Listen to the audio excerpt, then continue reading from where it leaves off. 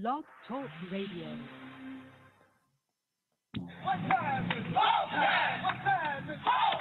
Broadcasting from Cincinnati, you're listening to the Ringside Reporter podcast. All the news from the world of boxing right here. Well, I'm talking to you the way I want to talk to you. Now, here's your host, Eric Lorda.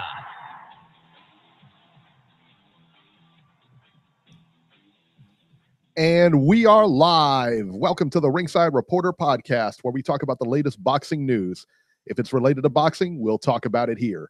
My name is Eric Lorta, and I'm here with my co-host, Ringside Robert, and England's adopted son, Joe Habib. And today we have a great show for you to, not like the other shows. I mean, this is a really good one. I'm not lying about this. We have a really good show here. If you want to call in and have a good show. if you want to call in and ask questions, you can call in right now at 323-870-3857. We'll be here till about 9 o'clock tonight. And today we're going to talk about Alexander Usyk versus Tony Bellew, friend of the show, Tony Bellew. That fight is next week, and we'll have a full breakdown for you. Mikey Garcia has vacated his IBF lightweight title. Does this mean a fight with Errol Spence is going to happen? We'll let you know. But first, we get started with the World Boxing Super Series on DAZN, Beeb's own DAZN. Ryan Burnett versus Nonito Donaire for the WBA Bantamweight title. Beeb, correct me if I'm wrong. Was Ryan Burnett ranked number one? Was he the number one seed here in this tournament? I don't know if he was the number one seed. I thought Inoue was. I thought Inoue was. I thought Inoue was two. That's why I ask. I don't know. But he's the WBA, like he's the real WBA. He was the real WBA Bantamweight champion. He was their super world champion. For sure. So he was a big deal. He didn't have many. What do you have, like 15 fights or something like that? He didn't have a ton of fights. No. But solid fighter. I mean, he looked. But he's a good fighter. I mean, he can box. He's quick. He's very athletic. Good size to him. Good range. Everything. But yeah, he was up there. I mean, he was probably not number one, but maybe number two at least. I would say 2 or 3 at least. Yeah, he was. Sure. He was one of the blue chippers in that tournament. He was supposed to be in the finals. Oh, absolutely. Yeah. And I tell you what, this is a good fight while it lasted, man. I thought Burnett did very well in the first 2 rounds, but I didn't think he was overwhelming Donaire, which is what we all kind of thought. No. I didn't think Donaire was really going to last too long with this guy. Donaire was right there with him. Donaire was on a banana peel. Wow. I thought so too, Robbie. I thought so too. And shout out to Chakal, our Mexican buddy that usually calls in, hasn't called in a while, but I got to give him a shout out. Yeah, Chakal's awesome, man. He messaged me on Friday. I believe Eric said he messaged him, and he was like, "Who do you like in that fight?" And I said, "I like Burnett big time." I wasn't 100% sure Burnett would knock Donaire out, but I thought he would win like 9 rounds to 3, 10 rounds to 2. I thought it'd be a one-sided fight. Right. And he was like, "Really? Really?" He goes, "I like Donaire." And I can't believe you picked him, yeah. And this is what I said to him. I said, "You know what? I like Donaire a lot too as a fighter." And I've interviewed Donaire a few times too when I was on Roper Radio. And I really like the guy. He's a really cool guy. He's just gives you good answers. He's a real honest, likable person. And you know what I said to Chakal? I said, I just hope he doesn't get hurt. And Chakal was like, "Oh, Burnett doesn't have a lot of knockouts. He's not a big puncher." Doesn't matter. I mean, you're getting banged upon round after round. You can accumulate damage. Sometimes you want to get put out of there quick so you don't have to go through a whole fight accumulating that damage over the course of 12 rounds. But we're looking like a bunch of nuts today, Eric. We got egg on our face today, don't we? Well, I don't. I mean, you two do, but I knew Donaire was right there with him. In fact, I don't even know. I'll have to check the books. I thought it had Donaire by fourth, by oh God. That's what I thought. I'll have to go back and check it. Eric, last week we all picked Martin or Burnett. Well, Donaire knocked him out. I hear what you're saying, Robbie. You'll hear what happened, Robbie. We're gonna let Eric recap this fight, and then I'm gonna chime in with my little tidbits, and you're gonna get a good account of how the fight went. Saying, I think but Robert, I got to be honest with you, man. Your memory is it's not the same since your birthday. I got to be honest with you. Yeah, you got the age is that 1 year is starting to wear on you a little bit. Yeah. Am I wrong, Beeb? I mean, come on. Yeah, I think you could be a little bit right there. So when he tells me that I picked Ryan Burnett over Nonito Donaire, I got to take that with a grain of salt. I got to see the proof. Yeah, we'll go back and we'll go back and see. Do a recap of the last week's show and see what happened. Find the tape from last week's show and let's be like a political ad or something. Like we get you a little sound bite. I mean, I have been before, but I haven't lost my memory yet, guys. Well, you're always the last one to know, Robert. I mean, you got to rely on third parties for stuff like that. You can't just say, you know what? I haven't taken too many shots to the head either. I heard, by the way, Beeb, I heard that Robert's birthday party last week was epic. That's what I heard, and I heard that from a few different sources. I got to be honest, I heard that from a few sources. All right, so let's go back to this fight here. In the third round, I tell you what, I thought Donaire picked it up. I gave him the round.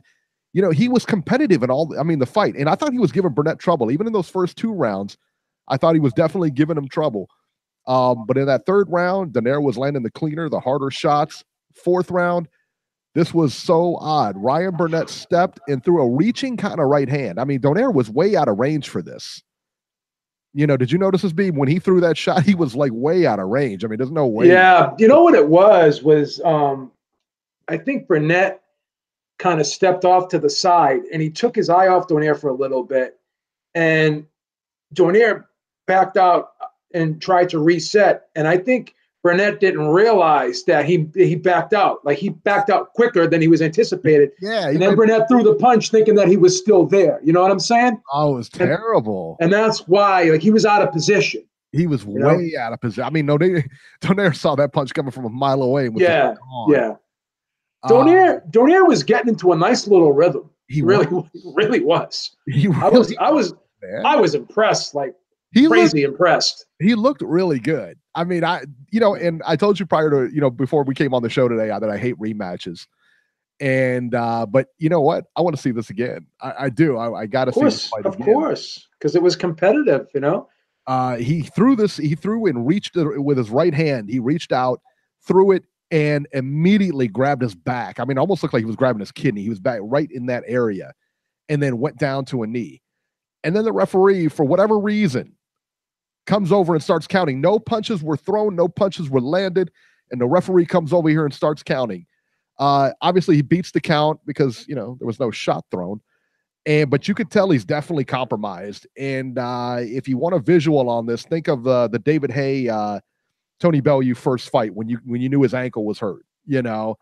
That's kind of what it reminded me of. This guy couldn't move.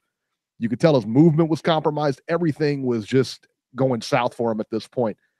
Donaire jumped right on him, swarmed him, but Burnett was able to finish the round. And before the 5th round, the corner called the fight, citing a back injury.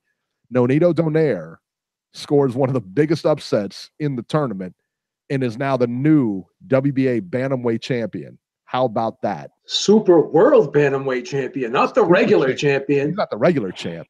Yeah. He is the... And I think he picked up the WBC silver belt, too, in the process, if I'm not mistaken. The WBA is a fucking idiot. Oh, come on, Robert. Come on. There's no reason. Come on, Robbie. Come on. So,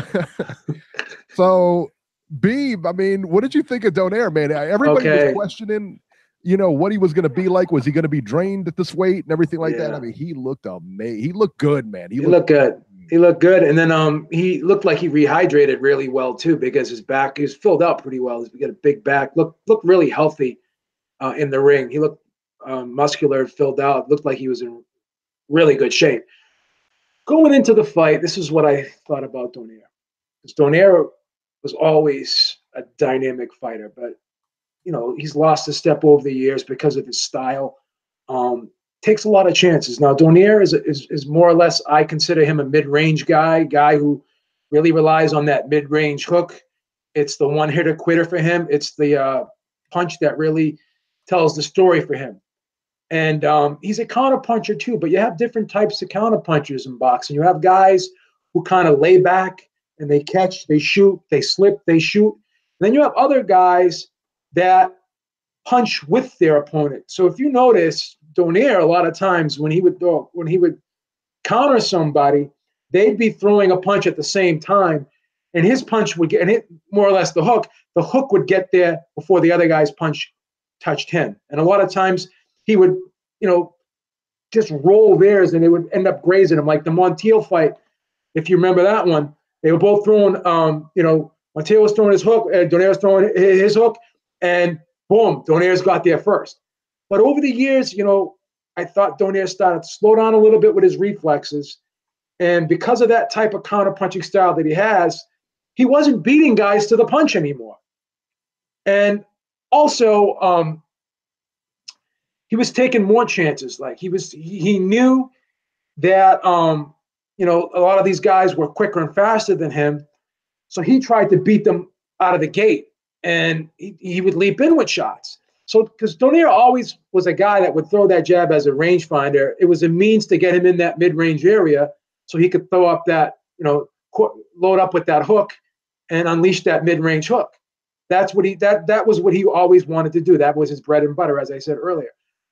But, the right hand last night, which was usually, again, a throwaway punch to set up the hook, the right hand was a very, very important weapon last night, and he used it as a power punch more so. So he kind of said, you know what, let me put this left hook in the pocket a little bit. I'll throw it, but I found something with this lead right hand. You know what I'm saying? And Burnett really, I don't think was anticipating him to be as sharp with that right hand and throw as many of those right hands, because he saw that Burnett was keeping his left hand low. So he would throw the jab out there, and then he would kind of dip like this, giving the impression that he was going to spring in with the hook. And then he'd be like, boom, throw the right hand. And he was throwing a lot of those lead right hands. And then once he got close, right up there in the mid-range, he was actually going downstairs very well too. He was doubling up body shots. So he'd throw the lead right hand and come up underneath with the other, with the left hand, and he would go right back out and reset. And the problem I had with Burnett was when he kept this fight at a distance, because he clearly had the faster feet, and I thought he had the faster hands. But I thought that he gave Donaire too many chances. And I don't want to take anything away from Donaire, because Donaire fought a great fight. But he was welcoming that mid-range battle, and he was trying to trade with him in the mid-range area. Why? That's his sweet spot. You were untouchable on the outside. You were pot-shotting him, throwing the straight shots right down the pipe. Boom, boom. But then he started to get a little too comfortable. Then there was times he'd lay on the ropes and go like this. I don't want to, cast any dispersions and accuse Burnett of anything. But to me, it looked like he was a little bit too cocky in this fight in certain spots. And he looked too comfortable. And maybe he underestimated Donaire. Maybe he thought, well, you know what? I don't want to just pot shot this guy from the outside. I want to make this fight a little bit exciting, a little bit entertaining. Let me exchange with him up close. Let me punch with him up close. And when he did that, he gave Donaire chances to land. And he wasn't prepared for that sneaky, overhand right over the top of his jab. And, you could see his face was starting to get a little puffed up too. His eye was getting a little puffed up. And, Donaire was landing some body shots. So I know he was up 2-1. Donaire, I thought, won the third round, as you agreed with me on that one. You said the same thing. Yeah. And he was winning the fourth. And, even without the injury, I got the sense that this was going to be a pretty hotly contested matchup. Now, you could say Burnett was up on the scorecards. Yeah, but it was only after freaking 3 rounds. And if the fourth round, if he's allowed to come out after the fourth round, it's even on the scorecards, right? At least on mine. So yeah, well, this fight was in grasp. This fight was in grasp. This was not the one-sided walkover that I anticipated. And I know Chakal, he didn't think this was going to be a walkover either. So he saw something in Donaire that I did not. Right. Go ahead, Robert. I got a question for you. Since both of you watched this fight and it turned out the way that it did, does this mean Donaire has a lot left, or did he just take advantage of the situation that was offered? I will concede. Sounds like Go ahead, Eric. Burnett was like us, and he took and just like we thought, it'd be an easy fight for him. Maybe he thought the same thing. You know what? I don't know about that so much. I think that it may have been a good style matchup for Donaire. Maybe he was rejuvenated. Hey, man, I mean, crazy thing. That's what I love about like the tournament format is that crazy things happen in tournaments. I mean, people get up for these fights. I mean, who you're fighting. That and his style. There's a bunch of tape out there. It's like Donaire could have just had his number, man. Yeah, Donaire always fought better, like at 118 as opposed to 122. Anyways, like 122 is where he had most of his losses. 126 he had a loss at. And to answer your question, Robert, I'll concede the point that maybe he has a lot more left than I thought. Is he the same fighter he was 5 years ago? Absolutely not. But is he as far gone as I thought he was? No. Can he beat Zolani Tete? It's going to be a tough one, but possibly he could. Can he beat Inoue? I would not go that far. Yeah. So. Okay. Yeah, he's got more than I thought. I'll concede that point. Well, that's why this sport is as strange as it is. You never know what you're going to see when two people step in the ring. Yeah, I think Burnett's probably slipped a disc. And the thing about back injuries, knock on wood, I've never had a back injury. That's probably the only thing I haven't injured in my life. But my brother, he had a slip disc. He had like an inflamed disc, and he was fine. Some guys they recover. Other it depends. It's like sometimes it falls right back in, and other times you may need surgery. But even still, when you get that surgery, it's a scary surgery because it's all the nerves there and everything. It's a risky surgery. That's the one area you don't really want a doctor to go snooping around with a scalpel because that's where all your nerves are, and you can get paralyzed if something gets hit the wrong way. I'm not saying that a surgeon isn't capable, but it's hit or miss with the back. Sometimes, like I said, you can rehab it and get better that way, and other times you just give it rest and it'll fall right back in. And other times sometimes it just never does get better. So only time will tell how bad this back injury is. We don't even know exactly what it was. They're suspecting that it could be a slipped disc. It could be an inflamed disc. It could be anything. It could be a tear. Who knows? Right. So I'm curious to see what the actual injury is and the severity of the injury, because I'd hate to see a kid like this be shelved for a long period of time and then not be able to come back from something like this. But he's going to be out at least a year for this. He's got to at least be out a year.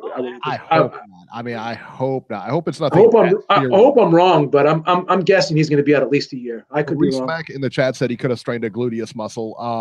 And I think he might be right. I mean, that was like right around that area. So, I mean, that could absolutely be right. Incidentally, on the scorecards, Nonito Donaire was winning one.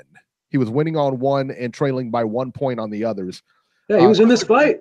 Yeah, Krista Green in the chat said that he pulled something in the third round and asked what fight we were watching. He came out to complete the fourth round. The fourth round was the round he went down because of the injury.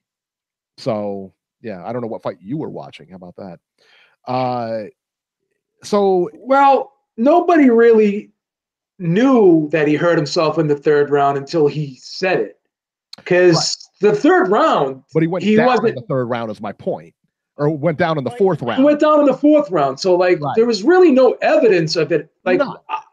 So how are we going to know until, again, I'm not trying to jump on anyone in the chat. You guys can say whatever you want, but let's not Monday morning quarterback here. Let's not read it. Let's not read an article and then act like we're Nostradamus, please. I mean, nobody knew that he actually hurt his back in the third round until he revealed it and the trainer revealed it to the press. Right. So let's be real about this. Right. Enough. Hindsight's always 20/20. Yeah. Okay. All right. So Ryan Burnett out. Nonito Donaire in. So he will face on the next round Zolani, listen to this lineup. Listen to this lineup for the Bantamweight tournament. Next fight, Nonito Donaire versus Zolani Tete. How good of a fight is that? That's a good fight. Great fight. Am I wrong? That's a good fight, right? Robert, what do you think? Yeah, but I'm not a believer in Donaire yet. No, Eric. Let me just jump back to this fight. I'm sorry. I don't want to go back just for one instant. Yeah, of course. The guy in the chat, what's his name here? He's saying that his name's Krista Green. He's saying that listen to the mic, after the third round.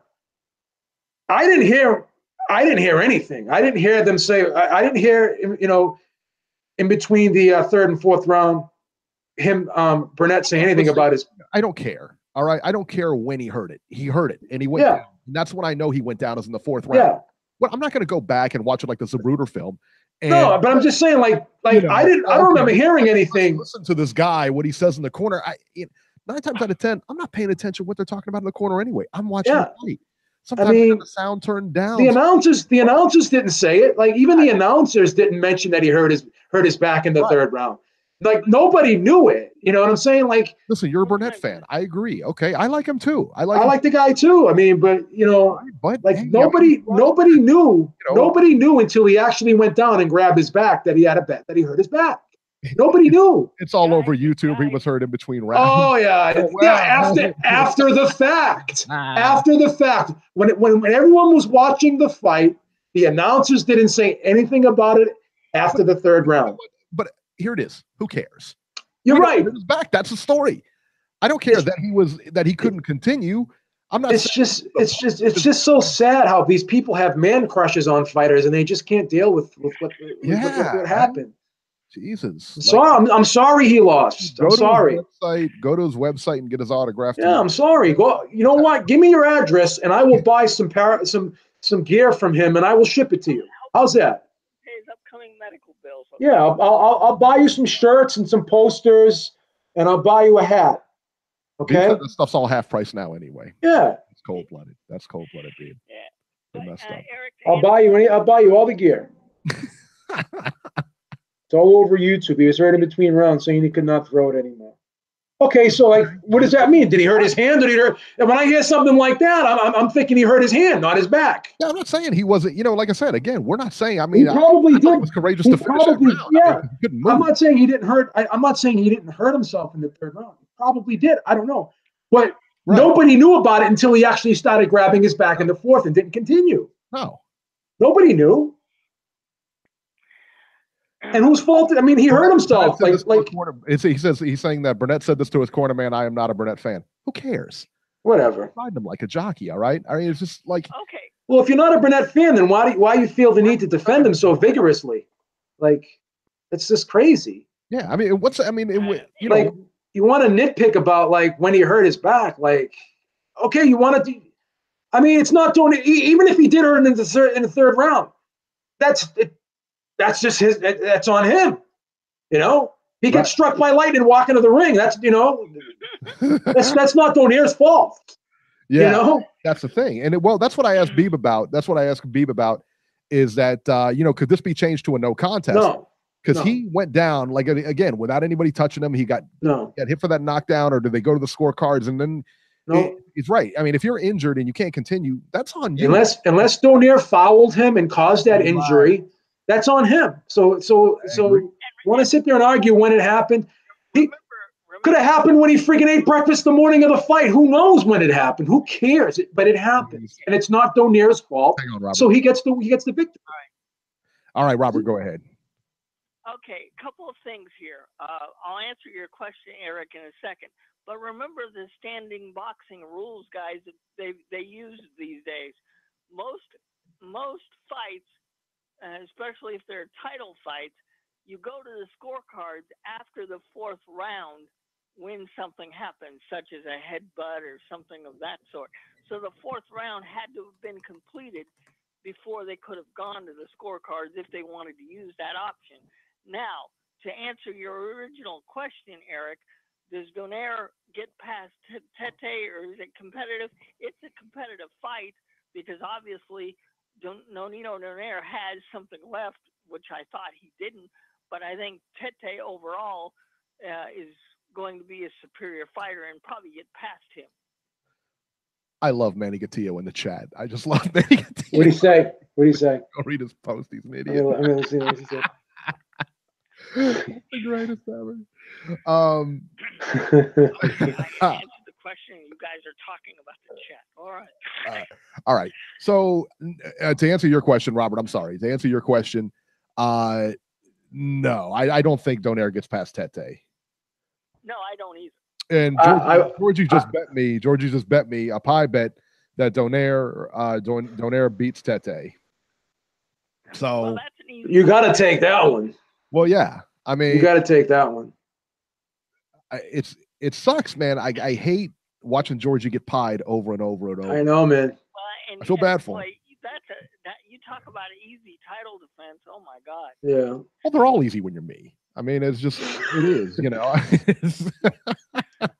Yeah, just as easy as the Cleveland Browns were today, right? Oh, hey, they're getting better, man. You got to admit. And what about Ohio State yesterday? They walloped those guys. That was a runaway. That's the number one team in the nation right there. Ohio State's going to win the playoff, go into the championship. It's all over but the crying. You know, one last point on the Donaire fight. I'm sorry to say. One last point on the Donaire fight.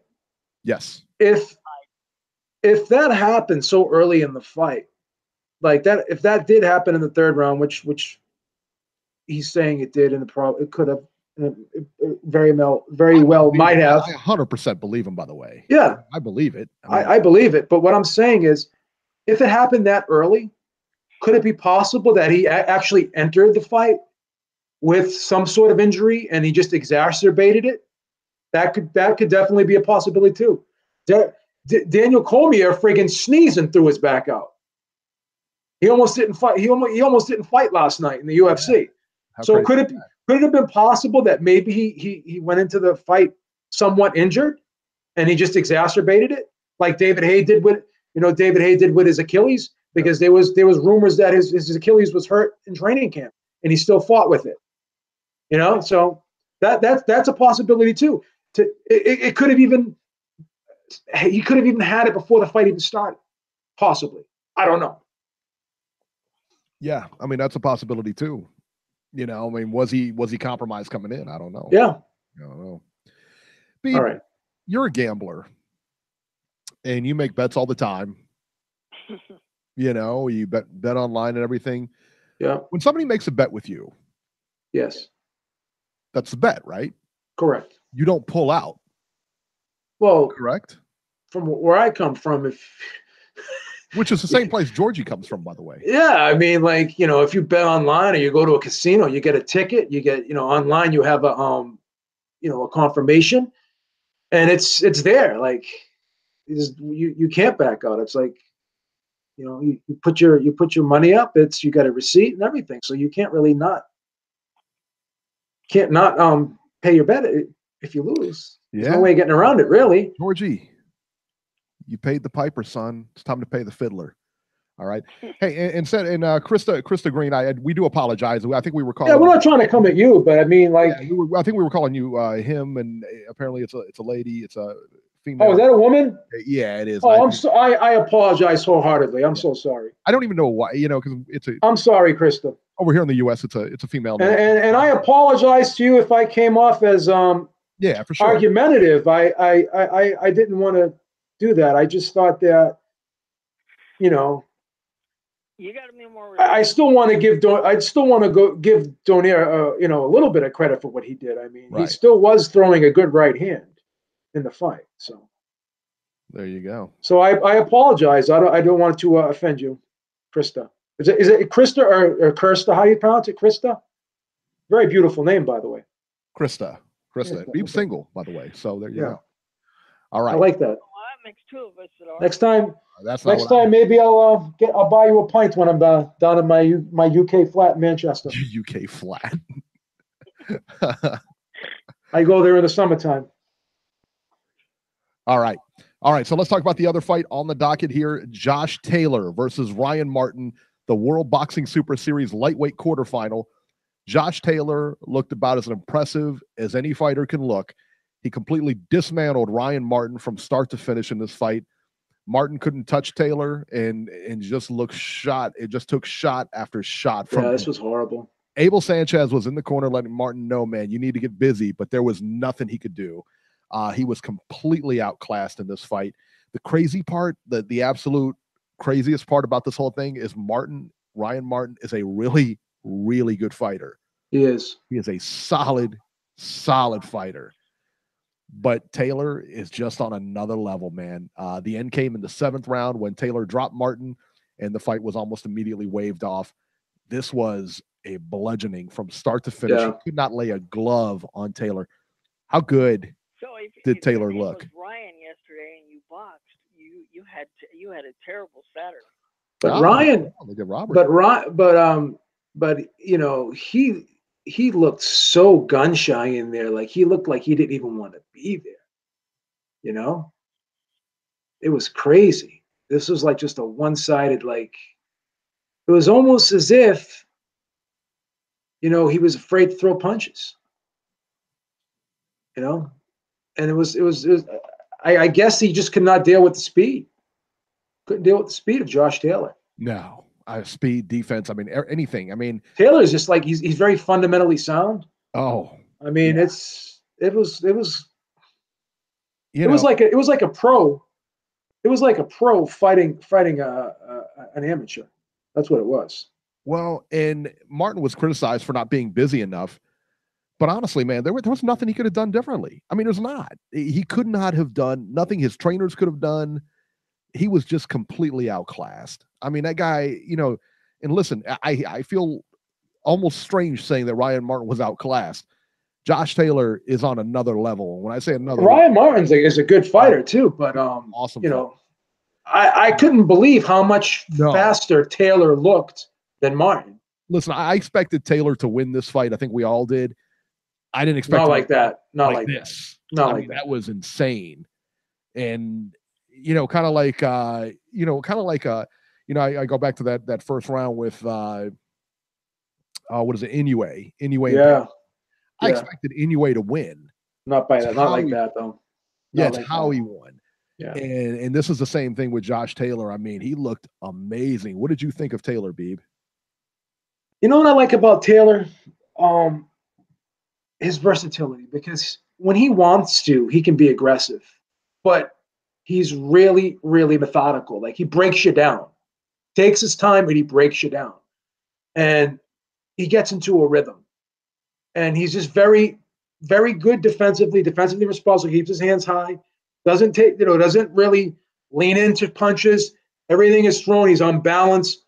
And once he gets in your chest, he gets those hands moving, and he just swarms you like a blanket. It's like a hornet's nest all over you when he gets inside.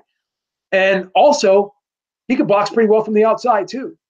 You know, it's going to be interesting to see him versus Prograis. I still favor Prograis in that because I'm a huge Prograis fan. My buddy on Facebook, Ryan Hung, he says he thinks Taylor's going to win the whole thing.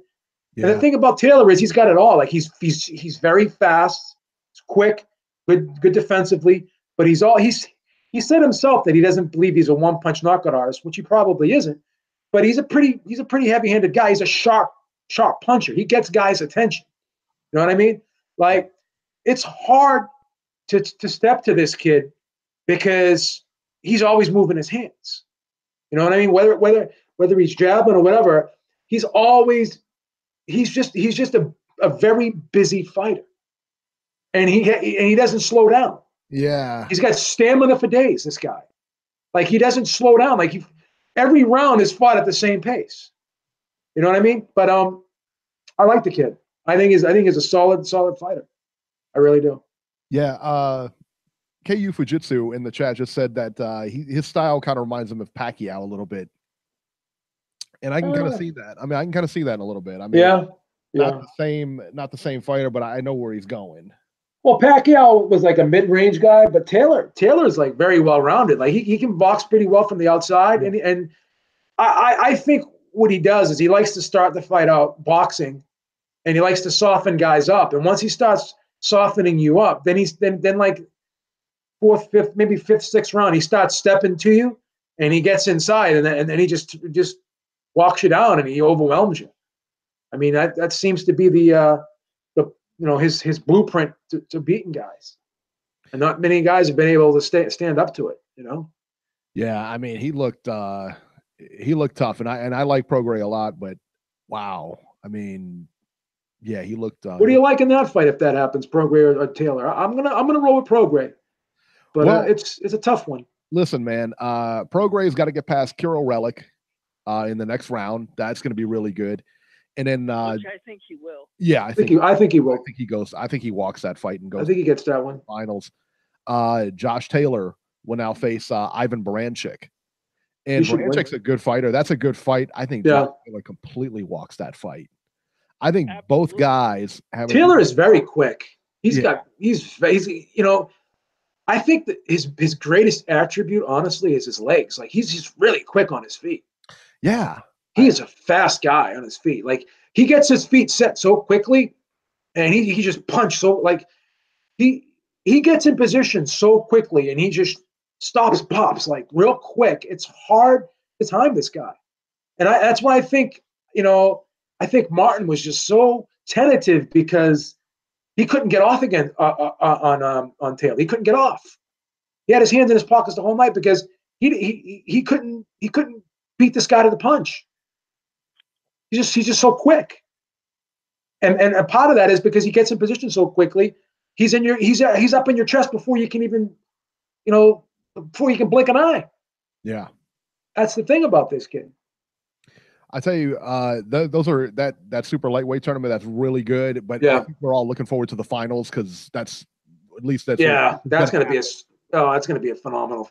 If it's Prograis and Taylor, it's got to be. Wow, that's. Right? I mean, I don't see Relic getting by him, and I don't see getting by him. That's as good as a fight. That's as good as a fight as you can imagine. Yeah, Robbie, I may have to fly you down to Boston for that one. Have it put you up in the spare room for that one, so he could watch the zone. Yeah, I'll fly you down. I'll take a week off from work. Show you Boston. Maybe get you a few chicken heads while you're down here. I can see while I'm there. I could deal with that. Did you say a couple of chicken heads? What's the matter with you? I'm sorry. Did Lisa, you didn't hear that, did you? I want her jumping on me now. Getting the Me Too movement after me. I don't want to have that. A couple of chicken. Please. I tell you what, but I tell you the fights I'm actually looking forward to are in the bantamweight. After after I stopped Georgie and give him another L with the Donaire and Tete win, the Naoya Inoue Emmanuel Rodriguez fight is the one I'm most looking forward to. Oh, I love that fight. Is that awesome or what? Yeah. But even I'm a realistic person. I don't know if he gets by the monster or not. Man, I don't know, man. I tell you what. But you know what? I hope for this next round, and I don't know too much about it. I didn't really look and see where the next rounds are going to be. If they've even had, but I hope they're not in Japan. I hope they go out. I liked how they were in the home states, or the home countries or whatever. Right. But I hope the next round is more of a neutral territory. You know what I mean? None of these fights are in the United States, huh? No, next week they're in Chicago. Oh, they are in Chicago. They're in Chicago, yeah. Oh, I'm sorry. Next week, that's right. I forgot about that. Oh, wow. Where were they? Where were they? Saturday, Eric? Glasgow? Oh, yeah, they were in Scotland. Yeah, okay. That's right. They're in Scotland. That's awesome. Like, they're having fights where there's normally not a lot of boxing. Yeah. And you know what? I didn't even pay attention, and I probably couldn't get down to Chicago right now anyway. But I would love to go see one of those things. That's awesome. That must be, that'd be awesome. Oh yeah, the light shows they do and everything. I mean, it's kind of like going to see the PBC for the first time. Like when they first came out, and they had that big screen, and they had the two fighters on there, and the rounds and everything like that. I mean, look at this goofball in the chat. The Regis fight was in New Orleans. You casuals. We weren't even talking about the Regis fight, you moron. We were talking about the Regis fight, goofball. Jason, God, he's creepers. Will you stay on topic? Well, he's an Al Heyman groupie. What can I say? Wow, Robbie just Wow. wow. Yeah. Robbie making you look foolish. This guy's like a payday bar. He's got so nutty. Yeah. There's more than one screw loose. I'll tell you that. Oh, this is the man. guy that's taken way too many shots to the head. Yeah, right. Yeah, Krista Green, I'm sorry. Krista Green says, we got Usyk Bellew here next week. Yeah, we're going to talk about that fight. Yeah, man. Not wait. That's a great fight. Good fight. And that's going to, I mean, that could be the springboard for Usyk, or that could be, you know, I don't know, man. Yeah, Bellew's no joke. Friend of the show. That fight's going to be tough for me. I love both guys. Well, Robert, I mean, he is the friend of the show. I'm just saying. Yeah. You know. I know. Yeah, well, you know where your bread's buttered. I'm just saying. All right. Well, that doesn't matter. It's going to be a difficult fight to pick either way. Absolutely. I'm going with Usyk. All right. Well, we'll talk about it. On ESPN Plus, Miguel Berchelt versus Mickey Roman for the WBC super featherweight title. You know, Berchelt won via 9th round stoppage over Mickey Roman to retain his WBC super featherweight title. You know, it was a good fight, man, but honestly, it was one-sided. I thought that Berchelt was landing the harder punches early. You know, he dropped Roman in rounds 3, 6, and 9. It was finally stopped in the 9th round. It was a good action fight. I mean, Roman was not there for a payday. He was trying in there, but he was just outgunned, man. And this is one of those fights that you knew going in that Berchelt was probably going to win. And I don't know. I mean, it was a good fight. I mean, if you didn't watch it, it's definitely worth a watch. Beeb, any comments on this one? No surprises. And, you know, I don't have ESPN Plus. And, you know, if those are the types of fights that they're going to put on there, and they don't put fights on as frequently as I would like to have them. Mm-hmm. It's just tough, man. I'm not a big fan of the fights that app has been putting out lately, to be honest with you. I'm you know, I just got to be honest. Yeah, honestly, I'm not either, man. Especially seeing what the DAZN's been doing. Oh God! I mean, they got to step their game up. Right? You know? I mean, if you're going to pay for an app, if you had a choice to pay for an app, I mean, DAZN's got to be it right now, right? Of course, you know, and this is the thing, Eric.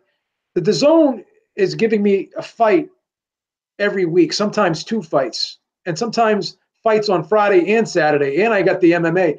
Like, if ESPN Plus is only going to give me a fight like once every 3 months, and they're charging me like only $4 less than what the DAZN's charging me, mm-hmm. then that's like a waste of money. I like that's for in terms of value, that's a horrible deal, in my opinion. And I know you like the soccer and stuff, but I'm not really a big soccer fan. No offense, but it's just not worth it for me. Yeah. I can't buy that thing off of principle. You know, yeah, I mean, on ESPN Plus, they have a ton of soccer, but they do on DAZN too. It's more like Major League Soccer on ESPN Plus and that kind of thing. And they have like, I think they have some Premier League games as well. If I'm not but we got Bellator over on DAZN, man. Yeah. Bellator's over there too. I'll tell you, the app is really good. And we were talking about the Prograis fight, the Prograis Taylor fight. If that happens on DAZN, Canelo on DAZN. I mean, yeah, that's to me, that's the one to get. Yeah, to me, that's the one to get. Pretty soon, Triple G will be on DAZN. Danny Jacobs is going to be on DAZN. Yeah. Hell, we're going to get one. But before the year's up, we're going to get one of the Charlo brothers on DAZN, baby. So that was the other thing. Yeah, that was the other thing too, is that Tom Loeffler was saying that, you know, that I think he said like last week, you know, DAZN's got to come to us. We're not going to go look for DAZN. Yeah, well, okay. DAZN has come. I've been reading or whatever that DAZN has been negotiating pretty hard with Loeffler, and it sounds like Triple G is going to go to DAZN. Now, again, all rumors, all what I've been reading, reports and stuff like that. Yeah, I've been hearing the same thing. But that being said, that's the only thing that makes sense for him right now. I would say, you know, and it does. It's the only thing that makes sense for him right now. He goes to DAZN and fights over there. You know, I mean, that's what makes the most sense. But it's also if Loeffler, I mean, for Tom Loeffler and his promotional company, 360 and you know, whatever, that makes the most sense too, because he will get dates out of it also. And so they'll have boxing on there quite a bit, you know, because Loeffler's got his I would imagine his super flyer thing or whatever will continue. He's got his 360 promotions or whatever that's on a website now that could probably be on his own now, bigger platform, everything like that. So definitely, definitely worth a watch if he gets on there. So yeah, I think Jason will even buy it then. Jason's he's a closet DAZN watcher. You know he's got it. I think Jason already has DAZN. I was doing some IP checks. I traced it back to him. He has DAZN. Some IP checks. He's still banned off of Twitter. I'm surprised he hasn't got banned off of Facebook yet. Yeah, right. He was texting me how to use because I told him, I said, you know, if you're banned from Twitter, just use a proxy. You know, just go to a proxy website. And he's like, I can't get on there and everything. I'm like, dude, you don't have to download anything. Just go to a proxy website. You can do it from there. Does he even have internet? I thought he used to go to. I thought he had to go to the library to access Twitter. Oh, probably. He just goes to the library. Uses their computers. Well, you know, he kind of lives in the backwoods there. Oh, Robbie coming in, throwing the digs. Look at Robbie torching him. All right, let's talk about Facebook Watch here. Sullivan Barrera versus Shawnee Monaghan, light heavyweights. Good comeback fight for Barrera. It was actually a comeback fight for Monaghan too, or a kind of an up fight because he had lost, and then he had a comeback fight in between then that nobody actually saw. Barrera won a unanimous decision over Shawnee Monaghan by the scores of 98-92 and 99-91 twice. Beeb, you watched this fight in between the UFC fights last night. It was pretty whitewash, huh? Yeah. You know, Steve Kim made a great comment on Twitter about Shawnee Monaghan. Because Shawnee Monaghan was you could tell that Shawnee Monaghan was giving every ounce of what he had last night in this fight. And Steve Kim said this about Shawnee Monaghan. You know, he'll probably never be a world beater, probably never be a world champion, but this guy gives you everything he has, and that's all you can really ask of anyone. Oh, for sure. So, you know, he's the type of guy where, you know, you hate to see him go in there and take a beating. And it really didn't take a beating last night. I mean, he's being outboxed pretty thoroughly. He was catching some good right hands. Right. His face was pretty busted up around the eyes. You don't want to see this kid get hurt, but at the end of the day, if he retires, you know, with a couple more fights, and he could say that he at least he tried and he gave it his all, and he was in there with some of the best in the world. Yeah, for which sure. Which is something that someone like me will never be able to say. The average guy out there will never be able to say. So at least he lived his dream. He tried, and it is what it is. But the thing is when you see him in there with a guy like Barrera, and Barrera is a very underrated boxer, right? But you could just tell the difference. You could just tell like what a world-class fighter is, and what a lower level fighter is when you see them together. And Barrera just looks so much sharper, quicker, faster than Monaghan. You could tell. Yeah, Barrera is that step-up gatekeeper type fighter. I mean, he's a solid guy. And when I see Barrera in there with other guys, like Barrera was in there with Joe Smith, you know, other guys, it's amazing to me, like what Ward was able, like that's just a testament to how good Andre Ward is, because he beat Sullivan Barrera so one-sidedly. And then I'm seeing Barrera in there with these other guys, and he's giving everyone hell. It's just amazing. Yeah, Robert, go ahead. I'm sorry. Oh, I didn't hear Robert. That's okay. I have to learn to realize when Beeb is still talking. Anyway, the only time I've ever seen Monaghan totally destroyed was when he fought Marcus Brown. Yeah. Other than that, he always gives a solid effort. Oh, he does. You know. Yeah. But he's just never going to beat a guy at this level, though, Robbie. There's like I just don't see it. Nope. Sorry to say. Well, let me ask you a question. Let me ask you guys a question now. All right, so we got Shawnee Monaghan, and we know that he's like a contender type guy. He's never going to be top 5, say. All right, he's never going to be like that guy that everybody says, yeah, he's definitely legit. He can definitely challenge for a world title. Maybe a top 15 guy. What about Joe Smith? I always wanted to see that fight. I still think I would pick Joe Smith in that fight, but I think that would be a good, entertaining fight. It would be a good scrap. I think Joe Smith beats him, but I would like to see it. Good fight for those two because they're both from the same area. They're both from Long Island. That would be a good New York fight. That would be a good fight for both of them to have. But would you classify Joe Smith in the same category as Shawnee Monaghan? Maybe a little bit, a notch above. A slight notch, probably a notch above. I don't know how you feel, Beeb, but because of the upsets he's pulled off. Yeah, no, I rank him above. I rank him above. Yeah, no, he's above Monaghan because he blew out Bonfora, and of course he ended Bernard Hopkins' career. Yeah, and the fight he finally lost to Barrera. You know, Barrera had to break his jaw to finally finish him off. Yeah, he knocked Barrera down too. I heard he signed with DAZN too, Eric. Joe Smith. That's what I heard. I don't know if it's true or not. I was reading that he was signing with DAZN. I don't know. Yeah, I hope he did. No, I think a fight between Smith and Monaghan that'd be great for the New York area, especially Long Island, because both of those guys are local there. Yeah. It'd be good turnouts, especially if you had it at the Nassau Coliseum or something. Yeah, I'd like to see that one. Yeah. All right, let's talk about our upcoming fights here. And let's see here. Robert, November 8th. Is that a... that would be Thursday. Thursday. Nico Macias versus Jesus Soto Carrasas is on ESPN2. ESPN Deportes from Indio, California. 10 rounds junior middleweights. Yeah, Golden Boy special. How do we know that? Those cards are so horrible. I'm so sorry, but they're horrible. Manny Robles III versus Jose Gonzalez. Jesus Soto Carrasas said that this is going to be his last fight. I thought he retired a couple years ago.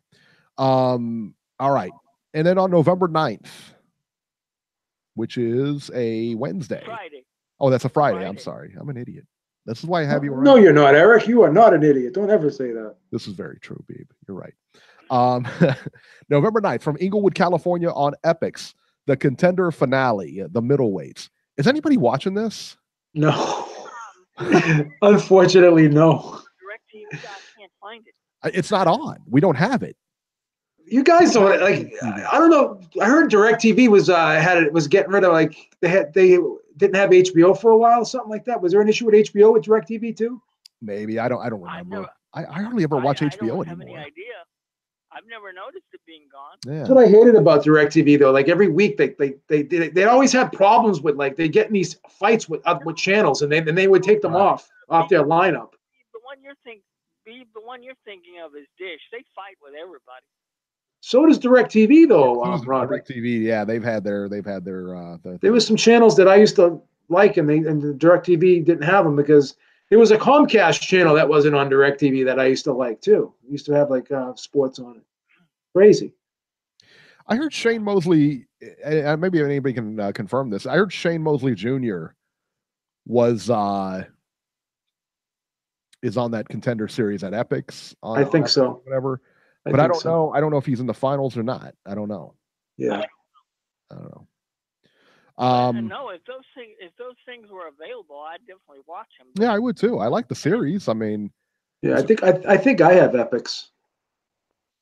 Yeah, I'll do I wonder if Cable would. Yeah, I guess Cable might. I'll do a search for it. Yeah, see if I have it. Okay. All right.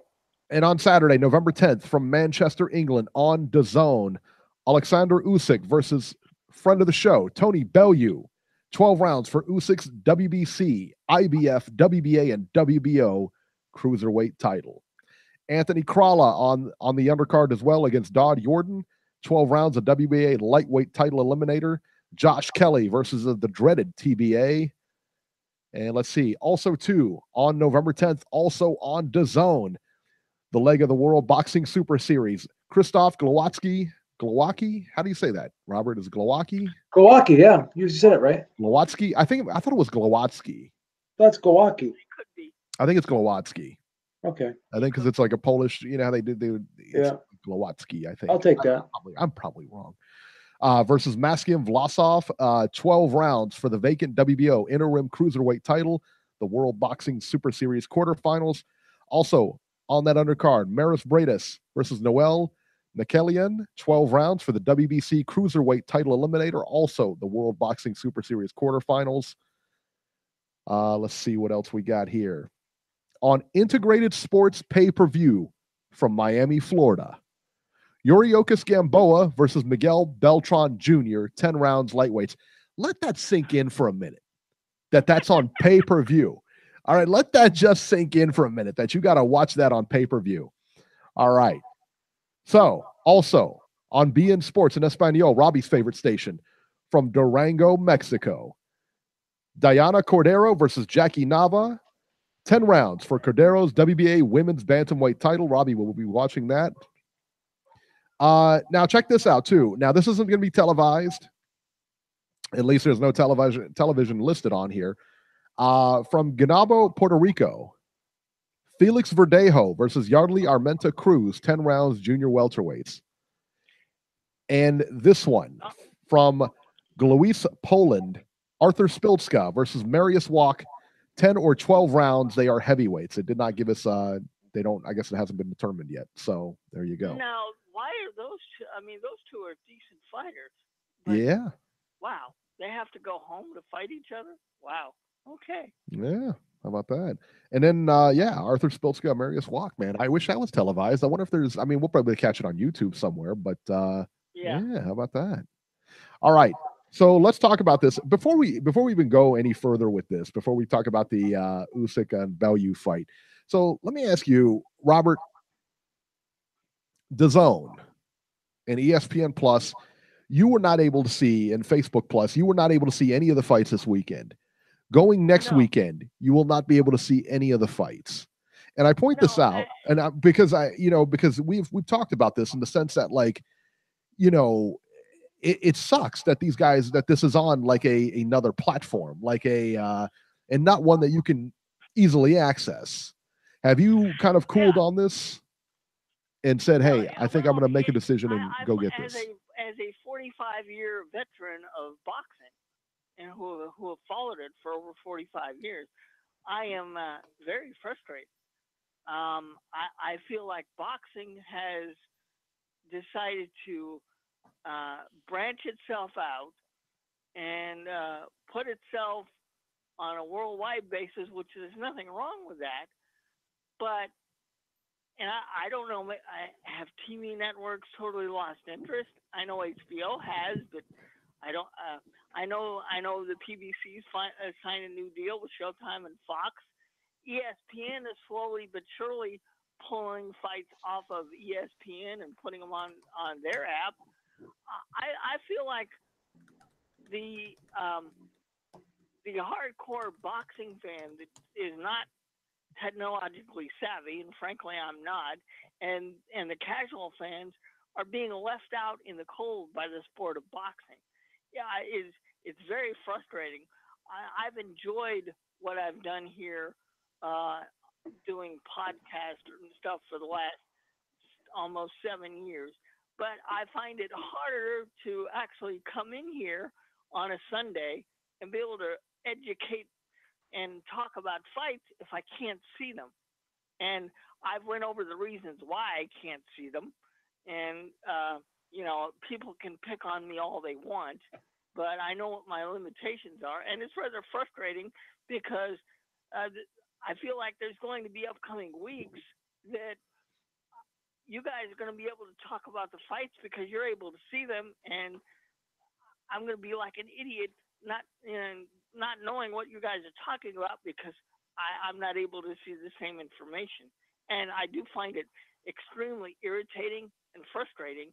And I understand that boxing is a business and people have to go where the money is, but to totally remove yourself from TV pretty much altogether, you're going to put boxing way in the dark ages. Everybody's talking about how positive it is now, but what happens down the road? Are people going to come crawling back to TV because all of a sudden people aren't going to pay attention to fights because they're going to get tired of watching it on their computers or phones? Well, what my friend Eric Anaya said, aka D Style, is this is what he's predicting. He's predicting that after 2 years, that the zone is gonna have some problems, just like with the PBC, how they lost all their deals with the television networks because they weren't getting the ratings or whatever. If the zone doesn't get the subscriptions that they're anticipating, because they're paying out a lot of money to Joshua, and they're paying out a lot of money to Canelo, and they're paying out some decent money to some of these other fighters. And at some point, if they're not getting a return, then I don't think that they're going to want to take a loss year after year, possibly. But they do have that big Russian company that's backing them. But even still, do they want to throw money down the drain? Now, if they expand the way they're saying they're going to expand and become available to some of these other countries, they're saying within the next 2 years they're going to be available in I don't know, maybe 12 to 15 countries or something like that. And if they could do that, and if they can get more and more subscribers, then they'll be in good shape. But the thing is how many subscribers do they really have worldwide? I don't know. That's a great question. But if they're not gonna get the subscribers that they need to pay these fighters, then it's going to be a problem. And you may very well see these fights come back to TV, Robbie. Yeah, I mean, I hate the fact that Robert, like I said, I mean, Robert can't watch them. I mean, I hate it bothers me. And I don't hate it for the show purposes. I could care less about the show purposes. I hate it for him. I mean, again, he's a 45-year, fan of boxing, and he watches it. It's like, that's gotta just suck, I mean, not being able to watch these fights. So, Robert, will you reconsider and get like a Chromecast or something like that, so you can buy DAZN or like an Apple TV and buy DAZN? Does he have internet, Eric? I don't know. Yeah, well, I've got complete Wi-Fi in my house, so I've got my iPhone. And do you have internet, Rob? Do you have you have can you go on a computer attached so you have a router in your house? Yeah, he's got Wi-Fi. Yeah. Yeah. So you can it's really not that hard, Robbie. It's really not that hard. You can just download. Is it? All you got to do, it's so simple. All you got to do is download. You can call me up and I can walk you through it. All you got to do is download the app on your iPhone, and all you got to do is get a Chromecast. A Chromecast costs $35, Robbie. You plug it into the HDMI, and then just like you have a DVR, right? Like a DVD player, you go to the source, but you go to the source button. You go to the source button on your television, right? And you go down to the HDMI port. When you go to the source button and you want to watch the DVD, you hit the source button, and then you go down there to the place where it's plugged in. Do the same thing. You go down and you go down to the source port where the Chromecast is, and then you just hit that Chromecast button on the phone, and boom, it's very, very simple, Robbie. Yeah. It's so simple. Yeah. So there you go. You should do it. You should do it, Robbie. I'm very concerned because let's consider a few other things here with apps like ESPN Plus and DAZN. There's no rating system, so we have no way to judge how many people are actually watching these cards. Yeah, but I don't even care about that, to be honest with you. I don't care about that either.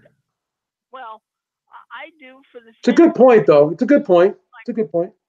Well, like for example, in a few weeks, we're going to have the Wilder Tyson Fury fight on pay-per-view.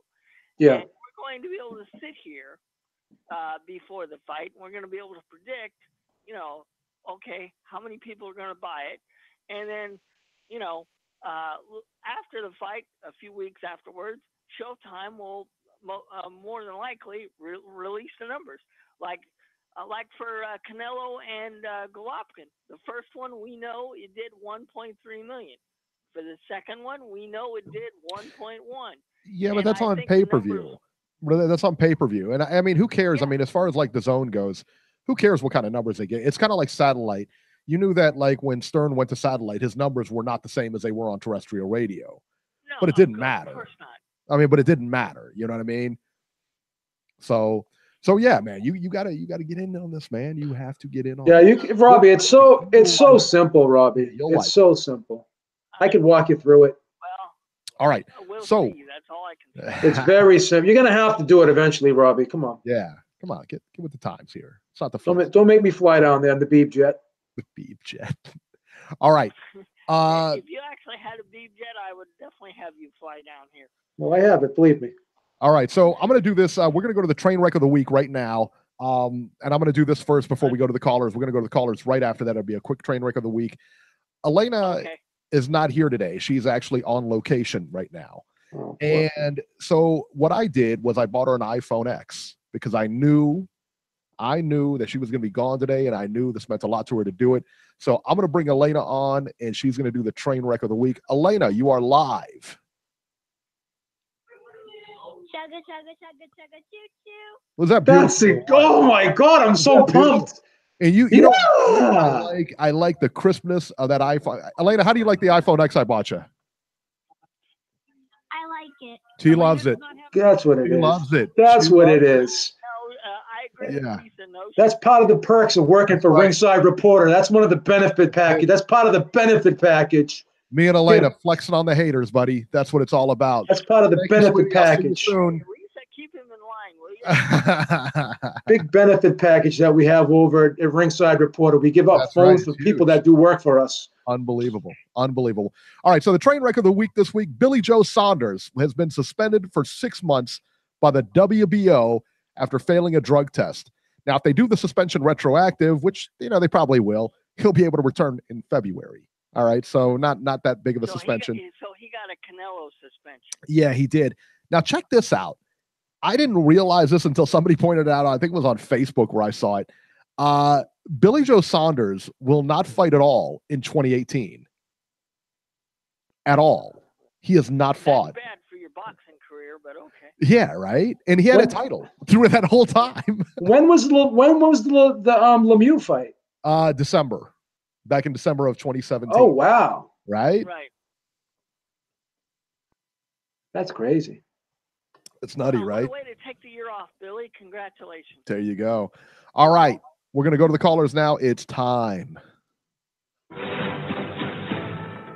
Da zone. Da zone. Zone. Zone. Da zone. Da zone. Oh, Robert, why do you always start like that? Robbie, don't you know that all the DAZN fights are on ESPN for free? I mean YouTube for free, like right after they air. Why don't you watch them that way? I love how Jason just comes in talking when he's not even on air. He just you unmute him and he's just talking. Why don't you? Because frankly, Jason, I haven't thought about it. Also, I mean, yeah, I know most of the fights have been trash, so I can't blame you because I don't really want to watch most of the fights. Most of the World Boxing Super Series fights have been trash. Are you crazy? Yeah, they've been missing. Son, come on, son. Come on. I'll tell you one fight that's not going to be on YouTube next week. That's Bellew versus Usyk, baby. Yeah. I knew that he fought in New Orleans. Yeah, he fought in New Orleans, didn't he? He had a. Yeah, Yeah, Beeb was like, they don't have any fights in America? What a moron. I mean, you guys are casual. Come on.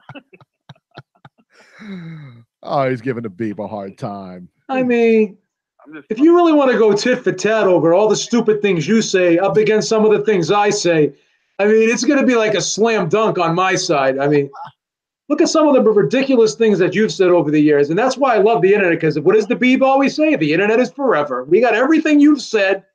We've got everything you've said for years on here. I'm going to put a friggin' montage together, man. Stupid things Jason says. So, Jason, you were texting me now. You were texting me about the numbers for Deontay Wilder and Tyson Fury.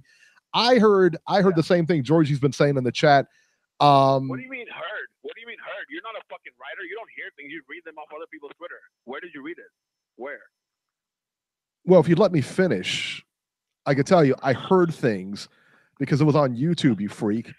All right? I haven't read anything about it. That makes it true. Wow. That makes well, it true. if you'd let me finish.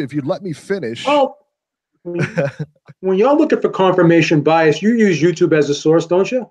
He absolutely uses YouTube. Doesn't he? Oh, look what Boxing Ego. He goes, look what Boxing Ego said the other day. It's got to be true because Boxing Ego said it. Right. Hey, Eric, Eric, we're still waiting for your source, buddy. Come on. Well, I'm going to tell you. Boxing ego. When you look on there, it has like two or three YouTube sources on there, and none of them that I would actually give like credence to. You know what I mean? None of them that I would actually say, yeah, this. Why don't you name them, bro? Come on. Why don't you name them? Why should I? Embarrassed to name them? Did you hear what I just said? What do you think? What do you think this is? Like a shout out shout out center here? We're not going to give anyone free advertisement. What I say, Beeb, I said, hey, look, I don't lend them any credence at all because again, they're YouTube people. Well, why don't you name them? Why don't you name? Like I'm wrong because they're not important enough to name. You moron. I just want to know so I can go watch the videos for my own. I just want to know. All right, we'll DM them to you, okay? You know what, Beeb? I don't think he knows what I'm saying. He doesn't. I don't think he knows what I'm saying. I don't think he knows that I'm actually agreeing. I've been trying to enroll him in. I've been trying to enroll him in special classes to bring him up to speed, but it's good luck with that. Can't do it. I'm just asking for the record so I can watch the videos. Go Google them. If you're not banned from Google, go Google them. Okay, because I know you're banned from other places. Go Google. Pretty soon he's going to be blocked off of YouTube. Now, what I will tell you is at the Staples Center, I'm looking at the prices now. Okay, so the cheapest ticket there is $129.40, followed by $207, $310, $510, and all those other ones. Those are like they have the upper bowl blocked out. So that top 300 row right now that's blocked out. So that's for every fight. They don't open more than 17K for boxing events anyway. Well, so 17K is the max up. Great. All right, let me finish. All right, so they have the upper bowl blocked out. What I'm saying is, I don't think there's going to be too bad of seats there. So I mean, if you do get a seat for the fight, they're not going to be, if you do get like the upper decks or whatever. Like, what's the most expensive seats, Eric? $1,552, and those are on the floor. Can I interrupt? 7,000. Absolutely. If it has sold 7,000 with a month to go, 7,000 tickets is more than what any fucking Matchroom USA event has sold so far. Jacobs versus Chenko had like 4,000 people at fucking MSG Theater. Vargas versus Lorman had 4,000 in fucking Boston or Chicago. This fucking retard Georgie's in the chat talking about 7,000 bad. Matchroom USA has yet to sell 7,000 tickets in this country, and you guys are telling Robbie to buy the zone. I mean, that just shows what kind of product Matchroom USA has. This is a pretty big heavyweight title fight, though. I mean, Yeah, there's a month. Jason, if you're not halfway sold with a month to go, then that's a problem, Jason. I mean, it's a problem.